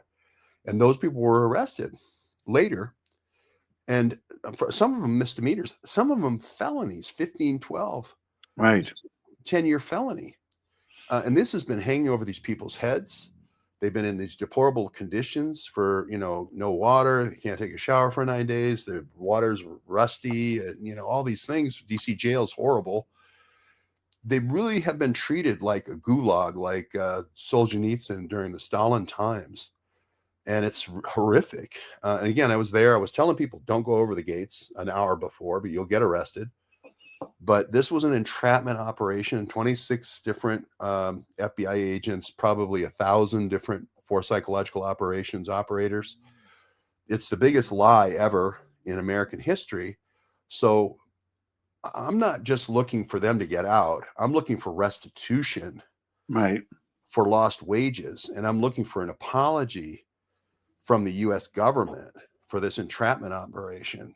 And so that's, now I'm not saying that for the informants. I'm not saying for that for the, Joe Biggs throwing the gates and so forth, but I am saying America owes an apology to the J6ers, because most of them were people who drove all the way across the country, and the only thing they wanted to see was their democracy in action. And they thought they were not looking for the overthrow of the vote. They wanted to see the vote stopped for an investigation, correct, and not approved. And they didn't get that. And Trump, if you play the video of him talking peacefully, this whole idea that he started this insurrection was BS from the start. Yep. And I don't know if we're up at the end of our half hour. We are. But I just say one last thing, Dave.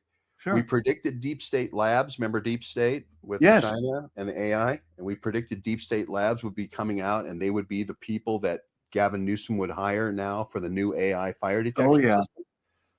Guess what? Deep state's out today. We almost predicted it like a script. Deep state's out today talking about AI fire prevention, and they're what a great job they did during the live exercise with the fires in Los Angeles. Yeah. Dang. Yeah, you did predict that. Yeah, you surprise me every day. I didn't know about the JFK book. Yeah, check it out. gweb.substack.com, and my news blog is georgeweb.substack.com. Yes, we're going to put the links to both of those in the description of today's show. As always, George, we appreciate you very much. Thank you for being a regular contributor to the show and for getting up early with us. We'll talk to you again next week. Thanks, Dave. Thanks, Penny. Have a great day. Thank you. Right. God bless. Bye. George Webb here on the Awake Nation, georgeweb.substack.com and gweb.substack.com. I didn't know he wrote a JFK book either. I know he surprises me every single time. His foundation of knowledge is just incredible. He's like a Wikipedia of history. Yeah, absolutely. All right. Real quickly, I just want to remind you to please head on over to preparewithdavid.com and order your food. It's very important because they're putting all kinds of crap into the food supply, and I don't want anyone to be caught not ready in case there is a food shortage. And we're going to be talking to you about that a little bit more next week. Prepare today or pay tomorrow. All right. You can get a 4-week food kit for $197. You save $50, free lightning fast shipping and handling discreetly to your front door. So once again, I'm going to say, we'll put the what do you call it? The QR code in the lower left. Keep forgetting the word QR code. For some reason, it just sticks in my throat. I can't get the word QR code out. Click that there to go to preparewithdavid.com. And there's also a link directly on our website, theawakenation.com. We were expecting Dr. Elena Ostash, the love doctor, but apparently, and I have given her 2 morning wake-up calls, David. So she must be sleeping very soundly at this point because it is on the West Coast, and it is 3 hours earlier. Yeah, it is. No so problem. How about we play part 2 of the Hannity? I think we should play part 2 of the Hannity interview. Okay. That's what I want to do. And welcome to Hannity. And tonight, part 2 of my Oval Office interview with the President of the United States, Donald J. Trump. That's only moments away. We talk about tax cuts, Putin, Ukraine, China, President Xi, North Korea, Iran, so much more. Also breaking tonight, Defense Secretary nominee Pete Hegseth has officially cleared his procedural vote in the Senate, will now advance to a confirmation vote, likely around this time tomorrow night. If you are counting, it is only day 4 of the new Trump administration. The activity level is off the charts. The president dialed in. He is executing his agenda at a lightning fast pace. Now, here's something we rarely see in American politics. President Trump is actually keeping his campaign promises, and he's doing them as quickly as possible.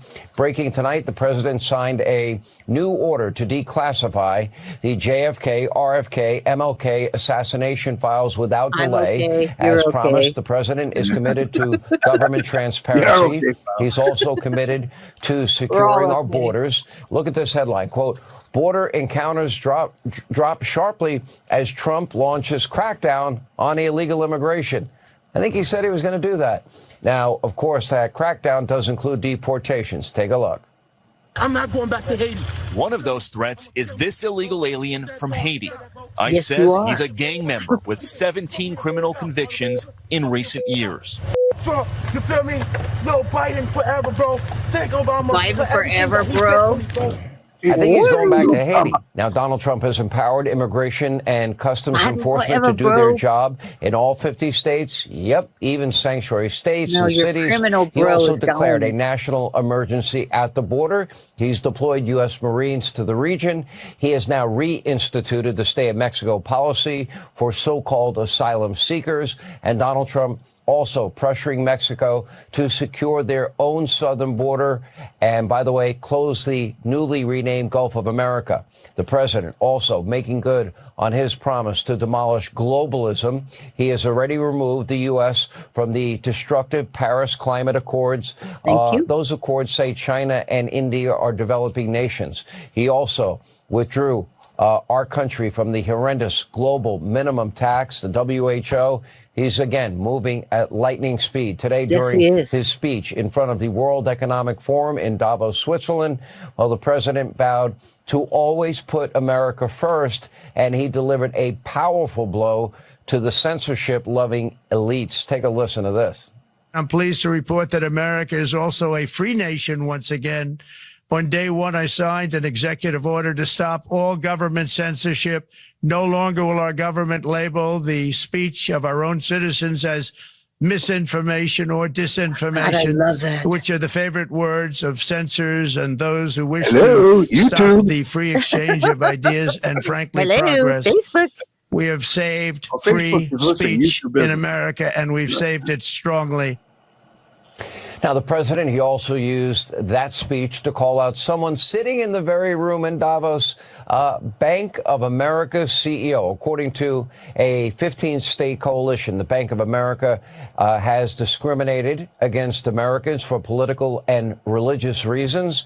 The Attorney General of Virginia also accused the bank of, quote, voluntarily cooperating with the FBI, the U.S. Treasury under Biden to profile conservative and religious Americans as potential domestic terrorists. That's right. And here is what President Trump had to say to the bank's CEO. Take a listen to this.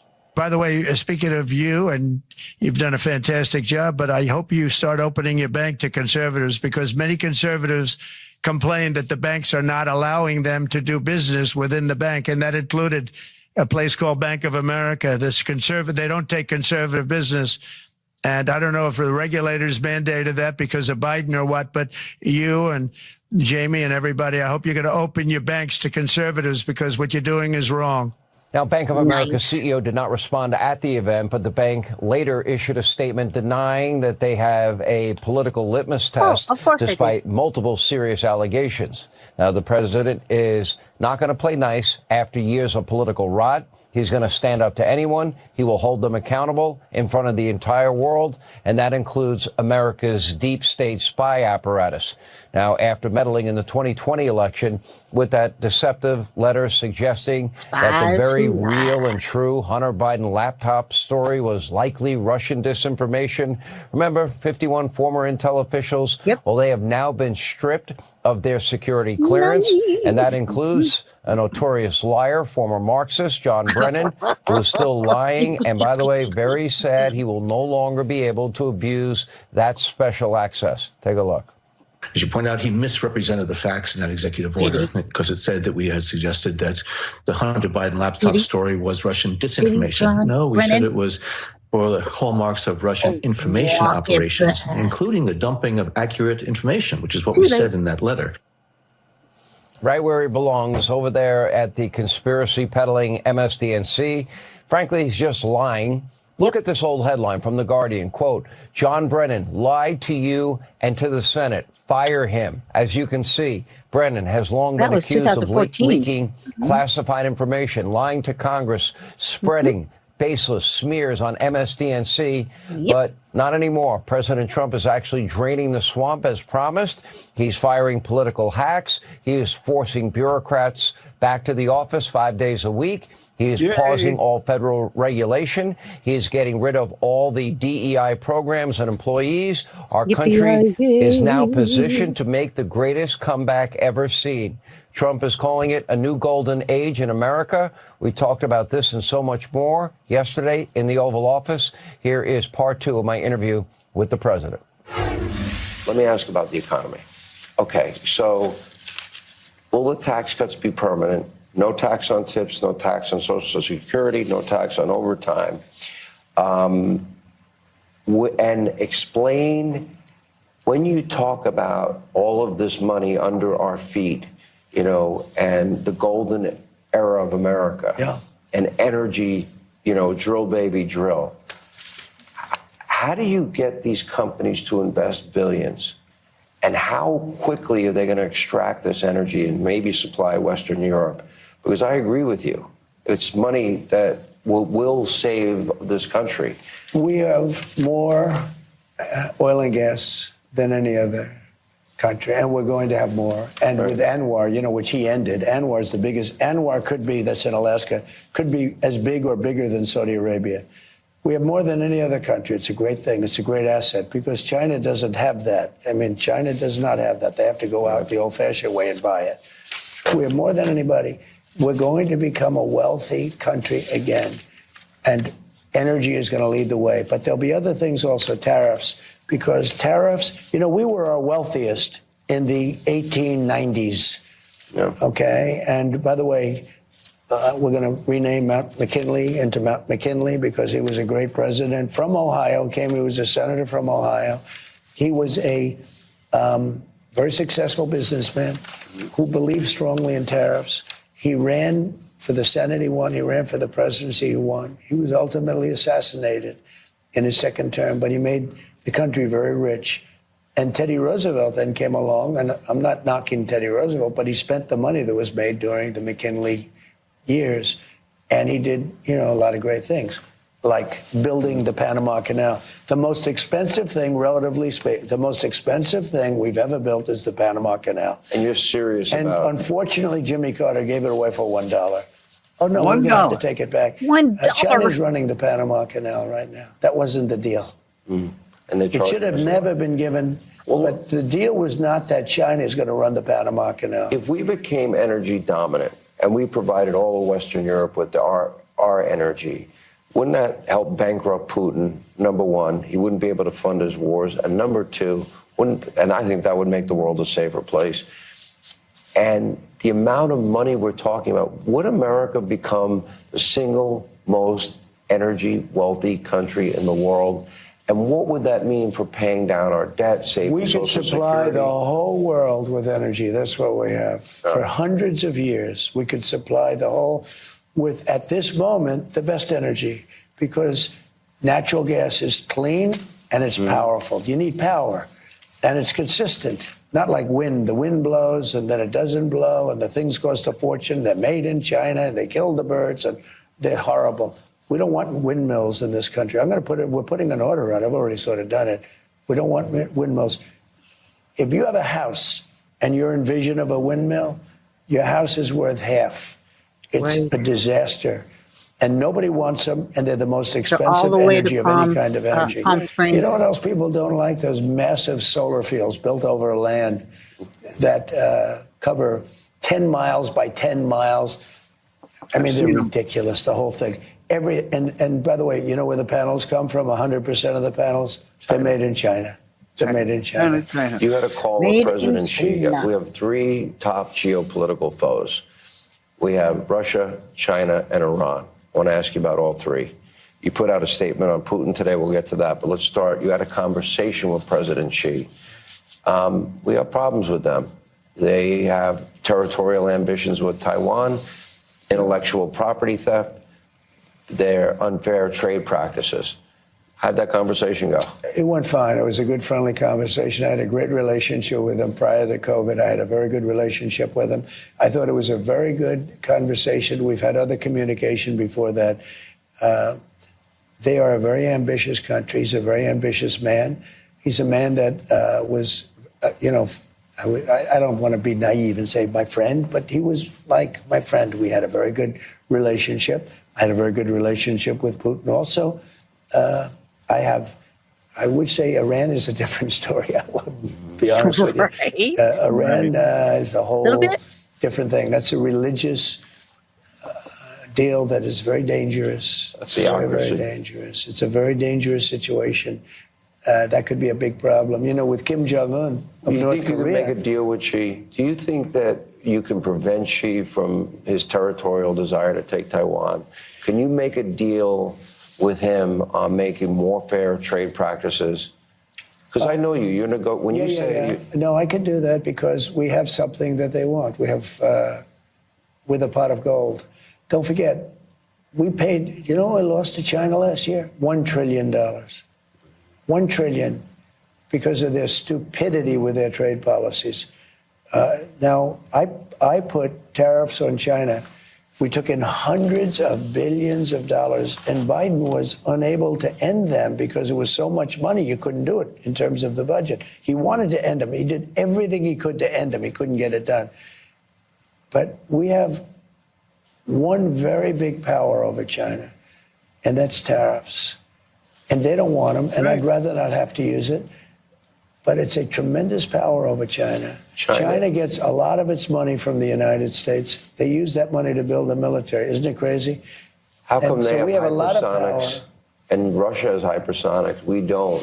Are you Because ready? during Obama's administration, they stole the design for Russia stole the design. They got it from us.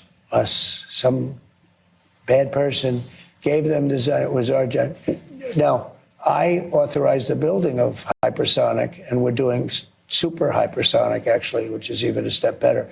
But and we'll have them starting fairly shortly. But Russia got them, and they built them, whereas they stole them during the Obama administration. Obama, not Biden, not anyone else. They probably stole plenty from Biden. We'll hear about that, too. But they stole the hypersonic stuff, and they made hypersonic missiles. Will we have the resources for the next generation of warfare? I don't believe we're going to fight future wars on battlefields. They're going to be fought in air-conditioned offices. Much different. Well, I don't know. I heard you say that already last night. They're going to be, Well, fought in a lot of different ways, including offices. But you don't quite very agree big with me. things are becoming drones now. Drones are becoming more important than You jets. push a button. I said the other day to somebody with great knowledge I who like actually that, were Coke. bringing into the administration, I was saying a certain type of fighter jet that I really like. He said, well, it's good if you don't like the pilot that flies it because the chances of him coming back are very small. All right, let's go. You sent out. In other words, technology is changing. And we have to be in the front of it. We have to be. And you said that about AI, which I believe is brilliant. You put out a truth on Vladimir Putin today. Yeah. You seem to have had a relationship with him that, and you've talked about ending this war in Europe. And you want to end it quickly. How quickly can it end? Should end immediately. Should have never started. That would never have started if I were. I used to talk to Putin about it. Ukraine was the apple of his eye, but there was no chance that he would ever do it. And he didn't do it. For 4 years, he didn't do it. Have you spoken to him? I don't want to say, but I will tell you, it's got to end. And if you look at I'm just talking from a human life. I don't care, Russia, Ukraine, US. These are human beings that are just being slaughtered on this battlefield by the millions. They've already died in cities. The cities are like demolition sites. Many people died. One thing with the Ukraine war, you're going to find many more people died than think. This is a war that should have never started. Biden did a horrible, horrible job in allowing that war to start. It should have never started. It would have never started. It wasn't even tough from that standpoint. One thing, so he allowed energy to go up, way up. If he brought it down, the war wouldn't have started because Putin wouldn't have had the money. Putin makes all his money on energy. And Biden let it go to a record. And Putin had so much money, he was able to do it. So, but that's only one thing. That wasn't even the biggest reason. What was said at the time was so bad. I said, he's going to drive that guy into doing this. Minor incursion. When he Well, he used the word minor incursion. That was bad, but he said things worse than that. And Putin shouldn't have done it too. I mean, I'm not blaming only one. Putin shouldn't have done it. He shouldn't have done it, and it has to stop. Do you know they've lost about 850,000 Russian soldiers and 700,000 Ukrainian soldiers? Good God. And Ukraine has been devastated. Devastated. Will it be a negotiated settlement, and will you lead the negotiations? Well, I hope so. And I put out a truth today that's really strong, and I mean it. And if they don't do that, I'm going to put massive tariffs. They don't do what? If they don't settle this war soon, like almost immediately, I'm going to put massive tariffs on Russia and massive taxes and also big sanctions. And I don't want to do that. You know, I love the Russian people. They're great people. I don't want to do that, but we got to get this war ended. And if they don't make a settlement like fast, and Zelensky, I will say this, he wants to settle now. He's had enough. Yeah, he shouldn't have allowed this to happen either. No. You know, if he's no angel, he shouldn't have allowed this war I to think happen. President Trump First of all, likes he's fighting a Zelensky much at all. bigger entity, okay? Much bigger. When he was, you know, talking so brave and so... Now, two things happened. They were brave, but we gave them billions of dollars. The United States spent $200 billion more than Europe. Why did we spend more? You know why? Because Biden never asked Europe to spend more. They spent 200. You know, that's why he asked Russia proxy Europe war to spend money. Look, Zelensky was fighting a much bigger entity, much bigger, much more powerful. He shouldn't have done that because we could have made a deal, and it would have been a deal that would have been, it would have been a nothing deal. I could have made that deal so easily. And Zelensky decided that I want to fight. You know, they have 30,000 army tanks.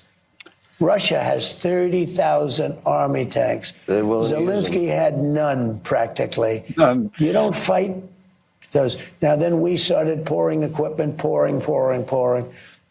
And they had the bravery to use the equipment. But in the end, that's a war has to be settled. So the field is interesting because it's very flat. It's great farmland, okay? It's very flat. There's no protection. The only thing that's stopping a bullet that gets shot, they can go for miles, is a human body. Right. And they're being hit left and right. And they're losing millions of people. Young, beautiful people are dying on the battlefield. He cares about people. Zelensky did say for the first time that he would be open to a negotiated settlement. He says that. He should have said that a long time ago. You put Iran in a different category. I keep reading and I talk to my sources. Well, they're religious zealots. It's different. Okay. I'll give you an example. Kim Jong-un. Yeah. When I came in, I met with Obama. Right there, we sat. And we talked. I said, what's the biggest threat? North Korea. You guys were yucking it up in the church service. Yeah, we were. Someday I'll tell you what we said. Someday you'll tell me. We had a nice time. But he said North Korea is the biggest thing. And I solved that problem. And I got along with him. He's not a religious zealot. Will you reach he out happens to him? to be a smart guy. Kim Jong-un is a smart guy. You'll reach out to him again. I will. Yeah. All right, my he last liked question. me, and I got along with Your him. staff is going to kill me, and I don't want to get. I have friends just here. Fine. I'm not Obama. You're not Joe either. I'm not Joe. No, they had very strong rules. Obama's staff, too. All right, They last stopped question. him from speaking. And Joe, they usually didn't let him start. No, they're fair. That's the best part of the interview right there. And now more of my interview with President Trump from the Oval Office. This is serious. I mean, Israel's fighting a seven-front war. October 7th happens. You made it clear all hell will break loose in the Middle East if they don't start releasing these hostages. That's right. They did the day before you were That's inaugurated. right. It's only for that reason. The sources I have and the people that I talk to, pretty smart people, and what I read says Iran may be 3, 4, 5, 6 months away from a nuclear weapon. They're the number one state sponsor of terror. I'm not the commander-in-chief, you are. There's only two solutions that I see, is to knock out their finances, which would be their refineries, and Israel and or the United States has to recognize they can never get a nuclear weapon. That would mean taking out those sites. Is that something I know you will not telegraph what you might. I can't do that. Of course you wouldn't. I can't. I would never tell you. But I will Do you say see this as a possible necessity? Had the election been fair, we would have had a deal within 1 week after the election, and they wouldn't have had a nuclear weapon. And the only thing I've said about Iran, and I want them to have a great country, they have great potential, the people are amazing. The only thing I said about Iran, they can't have a nuclear weapon. And they are religious. Will you discuss what they are religious? Do you trust them? There are ways that you can make it absolutely certain if you make a deal, a certain type of a deal. Right. And you have to verify times 10. Yeah. But they cannot have a nuclear weapon. And, you know, if they get one, you're going to have everyone else getting them, and then the whole thing is going to be a disaster. The nuclear, you know, I was dealing at the very end, I was dealing with Putin about the denuclearization of Russia and the United States. And then we were going to bring China along on that one because they have much less than we do. China, believe it or not, is much less. They will have an equal amount in 5 years, 6 years. You know, they're trying to get there, unfortunately. But right now they have much less in terms of nuclear. I was very close to having a deal. I would have made a deal with Putin on that denuclearization. It's very dangerous and very expensive, okay, both. And that would have been great, but we had a bad election that interrupted us, and that's why I'm here now. You seem prepared to talk to all of them. I won't take any more of your time. Feel good to be back? It does. It feels good, not because I want to be here, but because I want to solve some problems that really have developed. And problems, you know, when I left, we had no wars. We had no inflation. That's right. We were riding high, and look at what's happened to our country. And now we have to get people out of our country that would have never been here. So I want to do what's best for our country. It's the most important thing to you. You were willing to go through all that persecution to get back to this day. Well, I saw what was happening. I mean, you look at people pouring into this country, and you know, and they're being reported where you're seeing major terrorists, you know, are now in our country, and they knew that this was happening, and they did nothing about it. They had an open borders policy. When you have countries emptying their jails and their mental institutions into our country, when you have a country that's taking gang members off the street and dropping them into our country, you know nothing good is going to happen. You're watching all this, but you do realize you put it all on the line. It was back here in the White House. I think it's right, yeah. Or I think they would have tried to put you in jail. Oh, I think so, right. You had a deranged Jack So it was Smith, one or a the total other. moron. You had a guy, deranged Jack Smith. He was a He moron. was looking for something, and he's Yes, done he it in the was. past with people. But he's a failure. He's a total failure, and he failed in the past also. You know why? Because he goes too far, and he went too far.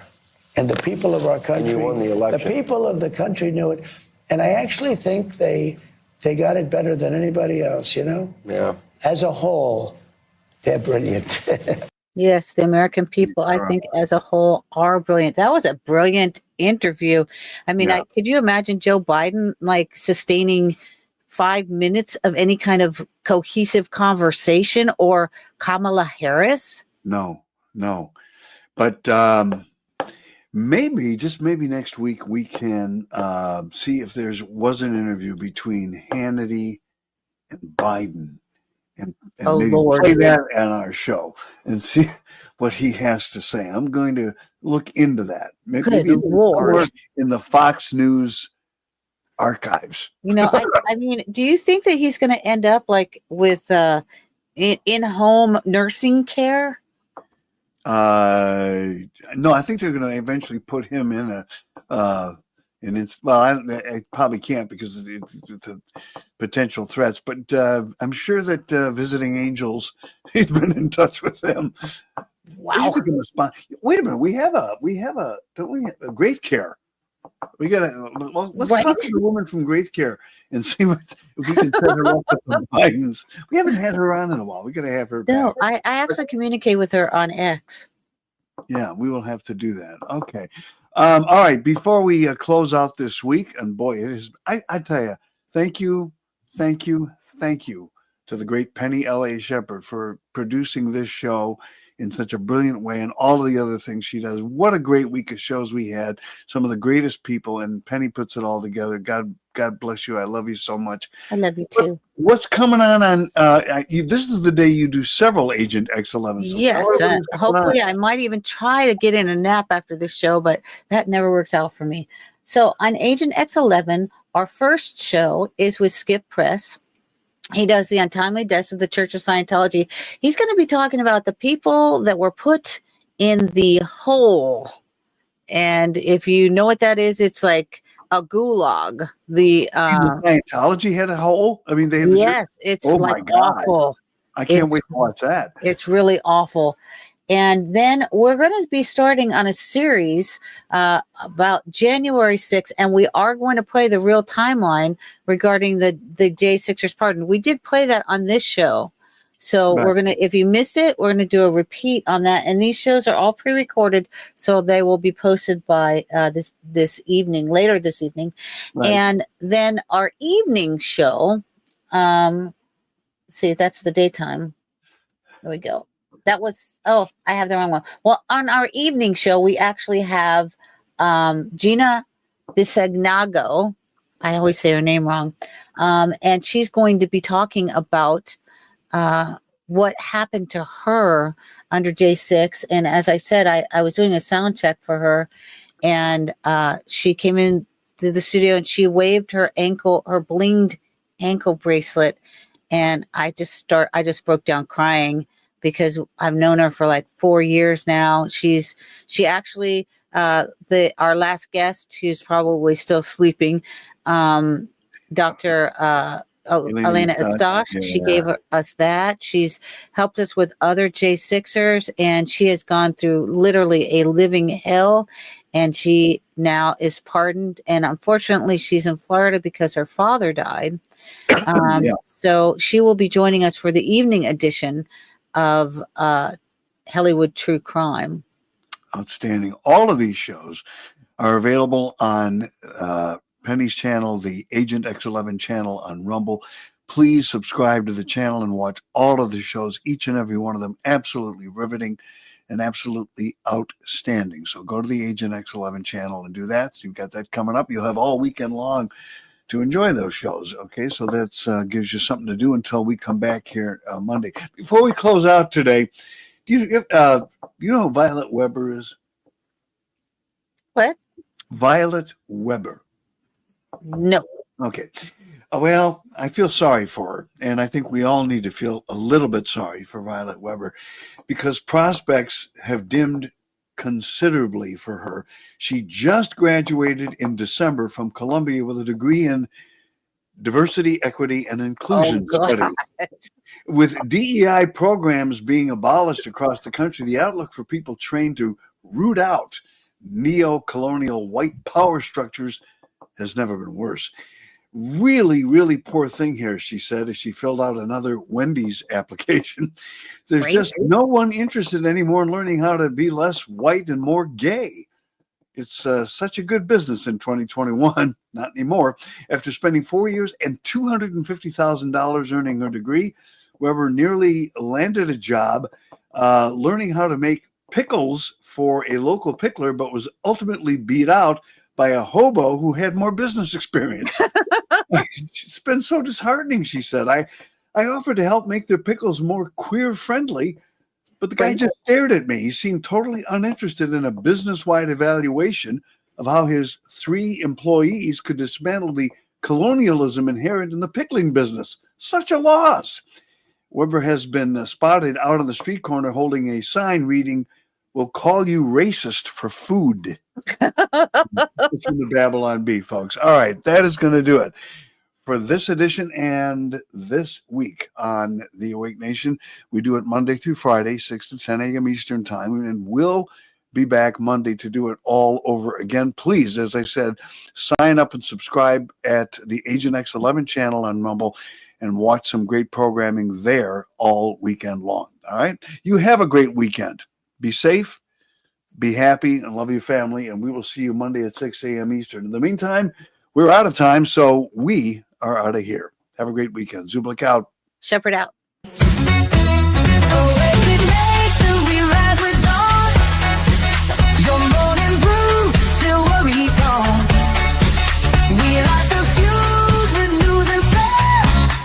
your day, so come prepared.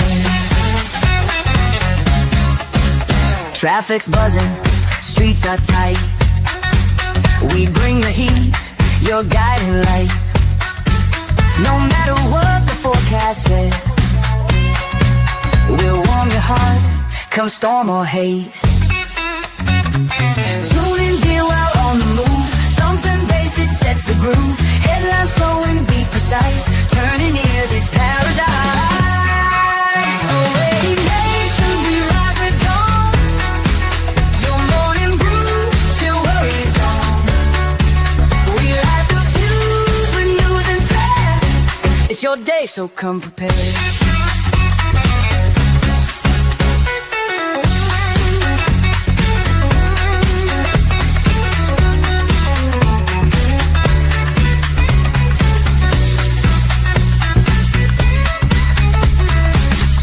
Dear, while on the move. Thumping bass, it sets the groove. Headlines flowing, be precise. Turning ears, it's paradise. Awake nation, we rise with dawn. Your morning brew, till worry's gone. We light the fuse with news and flair. It's your day, so come prepared.